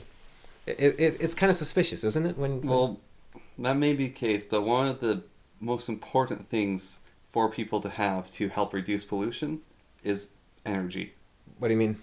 Well, I think this is in Bjorn Lomborg's studies, and also it comes from Jordan Peterson's studies. And this is part of the reason why he's so skeptic, is one of the things he found out is one of the best ways to reduce pollution in a country or area is to make the people there as wealthy as fast as possible. Right, so they care about stuff other than... Yeah, but also, so this is... Germany is having this problem, which is, so they have their electric problem where they stop getting gas, and they didn't want to open their coal fire plants again, but they had to. But also, all their heat is electric heaters because they basically got rid of most diesel and other heaters in houses, and people in Germany are freezing. And so they're cutting down trees and burning them. And trees are the worst for pollution. Well, also, you're not... if you were relying on electric heat, you don't necessarily have a good stove to heat your house properly. Yeah, there's that as well. And so your stove, like, properly made stoves, like the ones that we have, they actually help... The smoke that comes out of them is cleaner when you have the stove put together well. Yeah, and it warms your house better. The heat doesn't just leave through the chimney. Yeah, and it also stops because burning dung and burning bad wood leads to a ton of respiratory diseases, which causes infant mortalities. Well, so does just wood fires in general. Like even the most advanced stoves, if you have a whole neighborhood burning, it kills people. Yes, it does. But if you don't have all those safeguards, it's worse. Whitehorse is an interesting city because it has this was, when would this have been, the early 90s, I think. It has the recognition as having it's the city with the cleanest air on Earth, and it's also the city with the dirtiest air on Earth, and it depends on summer or winter. Yeah. Because we use 100% renewable, or it used to, 100% renewable hydroelectricity in summer, and in winter everyone had wood stoves, and so neighborhoods were dangerous to be outside in. Yeah. Or inside in even. And so there was this big push to get away from wood stoves in Whitehorse. But it's kind of weird that it has like the kind of world record of both, of cleanest air and least clean air. And I don't think it has either of those now. No. Because it's a bit more nuanced now. But yeah, wood smoke is not good for you. So No. yeah. And so if you take away a bunch of things, then people will just light wood fires because a wood fire is practical. But I think also there's the thing that Jordan Peterson and Bjorn Longberg keep going on about is like carbon dioxide. And a lot of people on both sides of the argument talk a lot about carbon dioxide. And Isn't methane like 4 times more greenhousey? it's a lot more. I don't remember exactly how much. But that I don't really care about that so much. Is like that is an issue. But it's more, you can't just say like, oh, nuclear uses less CO2, so it's cleaner, right? Like, there's a lot of issues at hand, which is sort of why Jordan Peterson says you care about the environment. That's everything, right? Yeah. There's a lot of issues to go on. But when I say I care about the environment, and that's the thing I think that happens is everyone thinks it's obvious what they're talking about. Mm. But for me, I want a high quality of life. I want the cute animals to stay alive. Yep. I want to be able to drink water from any stream. I want to be able to eat a creature. I want to be able to see the northern lights. I want to be able to eat fish from the oceans. Yeah. And I want to be able to go for a walk without seeing garbage on the... And that's, like, litter doesn't really hurt the environment that much. It's just gross. Yeah. And so that's a huge, what do you call that? Conflation? Is that a word? That's made where people, like, I think I talked about this, where there was that kid that cleaned up an entire nature park on his own. He's like, we can do it. We can save the environment. It's like, you have done nothing to save the environment. You've just taken all the garbage that was in that park and thrown it into the oceans in the Philippines. Yeah. But... good job, because the park looks great now. Yeah. Like, I'm not saying what you did was bad. It's just you're not helping the environment, really. Like, maybe a bird won't choke to death, which is good, good. But a couple fish probably will, if you're Canadian, because that's what we do, is we just dump all our garbage and our recycling in the Philippines oceans. But well, here we dump it in a giant pit on a mountainside. right, but a lot of the recycling we have, we send down south to go to be shipped off to the Philippines to be dumped in the ocean. Yeah. I mean, that's not what we're supposed to be doing, but that's what we were doing apparently, because it was cheaper or something. Yeah, and then they stopped taking it and it caused a huge problem. Because the Philippines was like, hey, stop dumping your garbage here. Yeah. And that's the problem with nuclear, I think, hugely, that people completely like, I've talked a lot about it. You'll hire the mafia to dispose of your waste. Right. We are not going to take the... It's like, look, nuclear's fine, you just need to use the advanced measures. Nobody's going to use the advanced measures. Because everyone in this that scene in The Simpsons, where it's, dang it, that last tree held 5 nuclear waste barrels, and this one's only holding 2. Where Smithers and the old man, they're Mr. Burns, Mr. Burns, they're in the park dumping their nuclear waste, and they're just shoving into trees. And when he's saying this one's only holding 3, he points to the tree that's holding 8. It's like has glowing eyes, and its branches are wavy, and its tentacles, and it's glowing green. And I think, like, when I first did my big rant against nuclear, you were saying, come on, nuclear's not like weird glowy trees. And it's like, no, that's not my problem. My problem is a lot more grounded. But there is this divide of... It's actually really sad. So Mr. Samuel Streamer, one of my favorite YouTubers, he's done this series now where he wants to be green and eco-friendly robots that help everyone and don't hurt anyone. Yeah. And he was saying, okay, I could do nuclear power, but oh no, I'm not going to do nuclear power because this is green and helpful and whatnot. And goes about the series. Apparently, he's been getting so much harassment from pro-nuclear people, he's decided to change the series itself because he can't handle it anymore. He's getting like 8-paragraph essays every morning just sent to him like, why do you think nuclear is so bad? Why are you anti-nuclear? You're part of like the environmental denial and lobby. And it's actually like kind of hurt my interest in the series because the fact that he's censoring himself means that the art is dying, right? Like, the reason I like smaller YouTubers rather than bigger YouTubers is because bigger YouTubers are controlled by their audiences. Yeah. And Mr. Samuel Streamer is the biggest YouTuber I've ever seen that was completely independent from his audience. But now it's happened with this one thing. and it's really sad to see him censoring himself. Now, most of the comments on this video, I mean, Dev's not that controlled. Dev's smaller than him slightly. Yeah, but Dev hates his Actually, audience. Sargon is probably the biggest. Yeah, but Dev hates his audience. Yeah. Well, actually, no. No, Sargon isn't, because Sargon, I think, did get controlled by his audience in a sense. I think he went along with it, but I think that they did convince him hugely in a different path. Maybe Shoe on Head is the biggest. That isn't, like, swayed by her audience. I don't know if you've seen... I know what's happened to her. Well, she just has some great videos where she says, like, look, you can try to cancel me, you can try to say hate mobs, but the only reason I have an audience is because there's 11 different groups of people that all hate each other, but they hate me more. But also there's people who like her for some reason. Well, I think she thinks nobody likes her, but they all just... Well, she is actually incredible. Oh yeah, no, she is like so. If you want a funny woman, she's the funniest. Yeah, I think like her or Phenomena Kunk or whatever her name is. But one of the things that's incredible hideous name is her whole bread tube, whatever. Like the thing that she raised, and people were like, "Shoo, why are you going with bread tube?"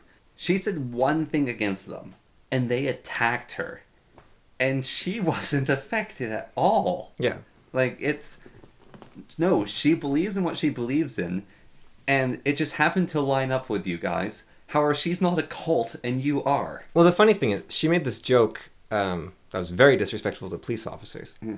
And I laughed my head off, and I showed it to our mom, and me and our mom, we both have a lot of respect for police officers. Yeah. But it's like, that was a funny joke. Yeah. Like, she's funny. You can't be like, oh, I disagree with your It's like, I don't care. You're a comedian. You're funny. Yeah. And so with Samuel Streamer, he wasn't even making a political point. He's just he's playing a video game with little robots. Yeah. And yeah, so anyways, I don't like it when YouTubers become big because they get controlled by their audiences, or they become afraid of upsetting their audiences, so they become very tepid in what they do. They don't say stuff that's against the narrative of their audience. Yeah. You don't see Captain Sparkles swearing as much as he used to, for example. Yeah. He used to swear like crazy, like way too much in my opinion, but now he doesn't swear at all. And he used to be this incredibly filthy mouthed YouTuber. Yeah. Like his YouTube channel had a swear in the name originally. Yeah. And it completely kills my interest. And so I'm like pretty upset about Mr. Streamer now because it's like, do I even want to keep watching him? Now, on the plus side, almost every comment on the video where he said that he was going to do this was like, don't listen to these new people. Like, come on, keep doing you. Like, we're watching you because you're you, not because you've been controlled by your... I encountered the very strange thing with you're saying with the swearing, where in Discord, like sometimes I do videos with other people who are part of Discord or whatever, and they're speaking, they swear, and I kind of like say, don't try not to swear because of YouTube. But there's the other part of it which I try not to do so much because it annoys people, but I actually don't like swearing. And someone, basically there's context, someone was complaining about something going on in his life, and someone else, I don't even want to say it, he said kick the bitch, and basically get rid of this person from your team. And I said, language, young man. Like, I just responded to that very quickly, and so he edited it. And then I basically said, part of the reason I don't swear on YouTube is because YouTube doesn't like that. But the other reason, the much bigger reason, is I myself don't like swearing all that much. And I really don't like it when people use the term bitch to describe someone or talk about someone, because a lot of the times they say it about someone they don't know. And it's like, this is a very personal insult to throw at someone. Like, you can't just... It swears in general. You can't just use them willy-nilly. There has to be a good reason for a swear. And they're called curse words for a reason. And it's like, if you're going to use it, then you use it correctly. I think that use it appropriately. Everyone named Connor is just a Catholic Puritan. That's my takeaway. Connor McGregor? I don't know, like that Lotus Eaters guy. He's Scottish.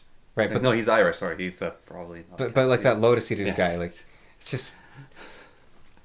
all these... It's like, you'll have the comics book code back next. No. In your anti-swear lobby. No, like, you can have your own... You can not like swears, and yeah. I don't think you should be regulating the language of other people, though. No. But if they're on my platform, which is my Discord... I don't know. I would hate to run a social media thing because I I don't like censoring people. And a lot of, like, I've never seen a case where people don't end up censoring people. Yeah. And Well, I have had to censor people because some people just straight up post porn, and so I have to yeah, ban them. there's obvious things, but then there's like, oh, this person's just a troll or they're harassing, and it's, are they though? Or like you, like I'm not saying Yeah. you're even being dishonest. It's just it's hard to actually know the Yeah. truth of yourself. Like if I saw a bunch of people saying like, oh, they're spreading myths, truths, they're all this climate change denial stuff, right? Like Jordan Peterson's stuff. 10 years ago, let's say, I would have thought, man, he's this climate change denier type guy. But that's because he's presenting as an idea in a very obtuse way. I wonder if he likes being misunderstood. I kind of like it too, and it's not healthy. But I mean, part of me even saying, like, I said language young man, is that was as a joke. right, but is it? Yeah. Like sometimes I do this a lot, right? Well, I said that, but then afterwards I even explained, like, my thoughts on swears and how I feel about them. Right, but the fact that you said that and then you explained your thoughts means that you weren't explaining your thoughts in the first place, right? No. It wasn't a joke. Yeah. And I do this a lot too, where it's easier to take the coward's way out and joke in quotation marks about something rather than actually say what you think. And it's that exact same thing of smallest possible thing, right? Yeah. It's like, okay, hey, I don't like swearing. What's the smallest possible change we can make to make this work? And it's like, well, can I have a swear allowance, or Yeah. well, I would not swear if I'm on your Discord, but I can swear in your comments, or like, or Well, basically, I think how what, about you, what I how try, about you stop being such a little bitch about it?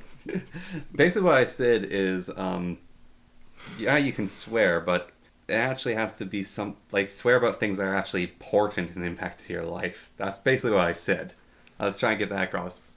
And then someone else after, like the guy who was complaining about this thing, then someone else like commented, like, kick the bitch. He said, well, she is a bitch though. I was like, yeah, you can say that though, because it's in your life. It's appropriate there. So Retromation seems to me like a YouTuber. He's quite large subscriber count. Yeah. He doesn't get very many views. There's a lot of people like that, and I think it's part of that reason where their art dies when they start censoring themselves, right? Yeah. And they just become people that play the newest indie game every day. Yeah. But his comments, his videos still get like 20,000 views regularly, and they get about 5 comments each. Yeah. And I've noticed that whenever there's a comment that's the slightest bit one way, like just a little bit one way or whatever, he's like, you need to do better, grow up. Like he'll write that in the comments. And what happens when you police your audience in a way, and I don't know what the limits are, right? So I'm not saying you even handled it wrong or anything, but what I've noticed is you police your audience in the wrong way, let's say, whatever that wrong way is.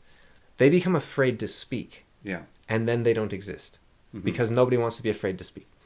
And so he's basically killed any engagement on his videos because it's like, well, will he be offended by this innocuous thing or this innocuous thing? So I'm not going to say it. And it's really, if like Total Biscuit, he blocked the comments on all his videos, right? He said, look, I've got a mental problem. I can't handle it. I'm blocking all the comments. And everyone's like, go, yeah, sure. You got a mental problem. Go for it.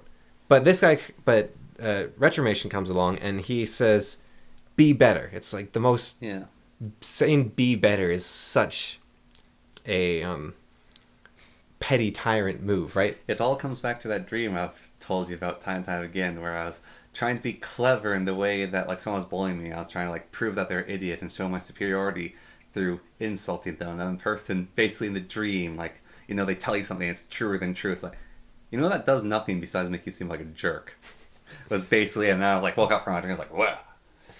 But yeah, just telling people to be better is, you're putting yourself as like, I am God and I'm telling you to be better. Stitch and Adam had a guy on recently called IRI, which stands for I'm Really Important. And he was saying, yeah, Scott Adams is a total racist. But I think he just needs a hug. Like, I'd go in there and I'd hug him and I'd take him around to a black neighborhood, show him around, and he'd get better. It'd be great. And he's like, everyone's a bit racist. Everyone's a racist. And this I'm Really Important guy, first of all, he called me a racist, which I am very insulted by. Like, actually, I really don't like being called a racist. Yeah. And then he also, he's the better man. He says, don't worry, I can make you better. I can, like, he's so arrogant. He's so dismissive of everyone's lives and so like, I can fix everything. I can... Look, how about I wrap it up with Steelman and Hitler? How about that? I can say that... From having a depressing end. We just have an oppressive end. Yeah, we'll not have a depressing end this time. You can say, "Oh, I'm so much better than everyone," and you just got to meet some black people, right? Yeah. And to me, that just means that you haven't thought through any of your positions, and you don't realize when any of these people think the way they do. And that's obvious because you're saying that Scott Adams is racist or that I'm racist. And even if Scott Adams is racist, he's not racist for the reasons that you're saying in the slightest. He's racist because he sees himself as a white savior. If he does. That would be the most racist thing I could think you could say about him. But it's not because he hates black people. But it might be because he thinks he's their savior and he's better than them. If you can say that at all. Yeah. Because why would you be offended by someone rejecting... This is the thing. If you're offended by someone rejecting your help, that meant you were offering unoffered help, which is just annoying. Yes. He shouldn't have been doing that in the first place. So that makes me think he was like, I am the savior of black people and I have come to help you, and then they didn't want it and now he's upset. It's like, they didn't ask for it in the first place, man. Yeah. So that's kind of on you. So that is why I could see Scott Adams being racist. But that is very different from the take that's going around of people saying, oh, he's saying that all black people are violent. It's like, no. He read a statistic that said 50% of black people don't think white people should exist. And that's made him upset. It's like, okay, yeah.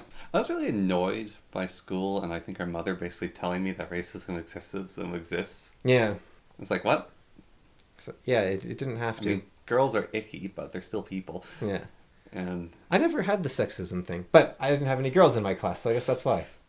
No, girls weren't icky at all. No. No, it's no sexism. Like, nobody ever said, yeah. like, oh, girls can do less or whatever. It's like, we didn't have any girls around to think that.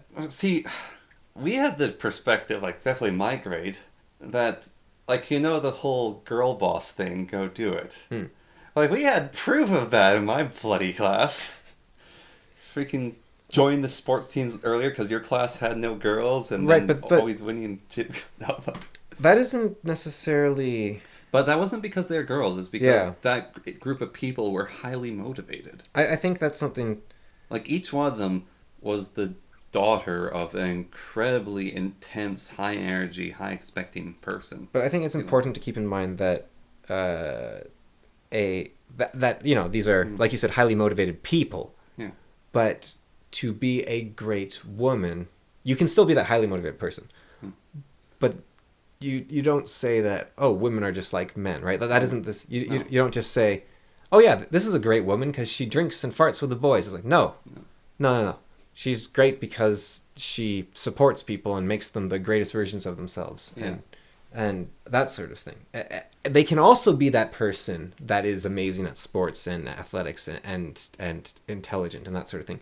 But those aren't feminine virtues; those are human virtues. Yeah, and sexism is more to do with the masculine and feminine virtues rather than human virtues. Yeah. I suppose you could be sexist and say women don't have any human virtues, but I don't think there's many people saying that. No. If any. Well, but yeah, even on top of that, it was having it get explained, like, certain things, and, like, even, like, we had the F word that YouTube doesn't like was used. Yeah. And basically the teacher has to explain, so she said it's an insulting way to talk about two men who like each other. And, like, even at that point, like, that was, I think, grade 2 for me. Or grade 1. I shouldn't say it on the show. And it... Well, no, that's killing the art. Can two men create a fasces? Or would it... You think it would take many more, right? Okay, besides that terrible joke... Well, more of an image. Yes, besides a terrible image. Like, is that where the term comes from, though? I think it probably comes from the cigarette butt and it being an undesirable thing. I think it might come from the bundle of sticks. Right. I mean, I think 2 sticks can make a bundle. But that's generally not how they do it, from what I understand. Maybe it's hand-holding. Yeah. Well, no, but then, fellas, it's a... If men like women... Yeah. And women like... Well, like, women are... Have you seen the fellas video? No, but I know a lot of the jokes, like, from just around. Like, for example, if you are attracted to soft, pink, cute things, like women, doesn't that make you gay? Yeah, I'll have to show you the fellas video. Okay. But, yeah, even then at that point, it's like, okay, so what's the... Like, two guys like each other, and their parents like, we're going to this couple. There's Yeah. two ladies who live together, and it's not weird. Or I was like, okay, Was it supposed to be weird? yeah, Yeah. It's like, don't make fun of them. For what exactly? Yeah. I didn't think they were married, but I didn't think they were, like, I don't know. two people can live together. Yeah, it's like, yeah, your 6-year-old is like, those women are having sex on the regular, and that offends me. It's like, no, your 2-year-old is not thinking that. Your 6-year-olds don't. Yeah, think that. 6-year-old is 2-year-olds don't think. well. Yeah, no, you have to be. I have seen people so offended by the idea that 2-year-olds have a memory. It's like, mate, I can remember a lot of stuff from when I was 2. You're not real until you're 3, I was talking when I was less than a year old. and you weren't real. I was just asking questions about reality without existing, was I? Yes, you're doing a response, but it wasn't real. It's just a parrot. Yeah. You're not. If I ever have children, I'm going to speak in sophisticated, respectful language to them before they even exist. No. Conception. Okay, well, what was your steal, man? Well, I don't know. Too much chaos? I was just thinking that we kind of went off on a different route, so maybe I'll save it for next there. time. Okay. And well, I can give it a shot. No, we'll leave it there. Okay. Well, we'll do it next time, or sometime when it's appropriate in the future.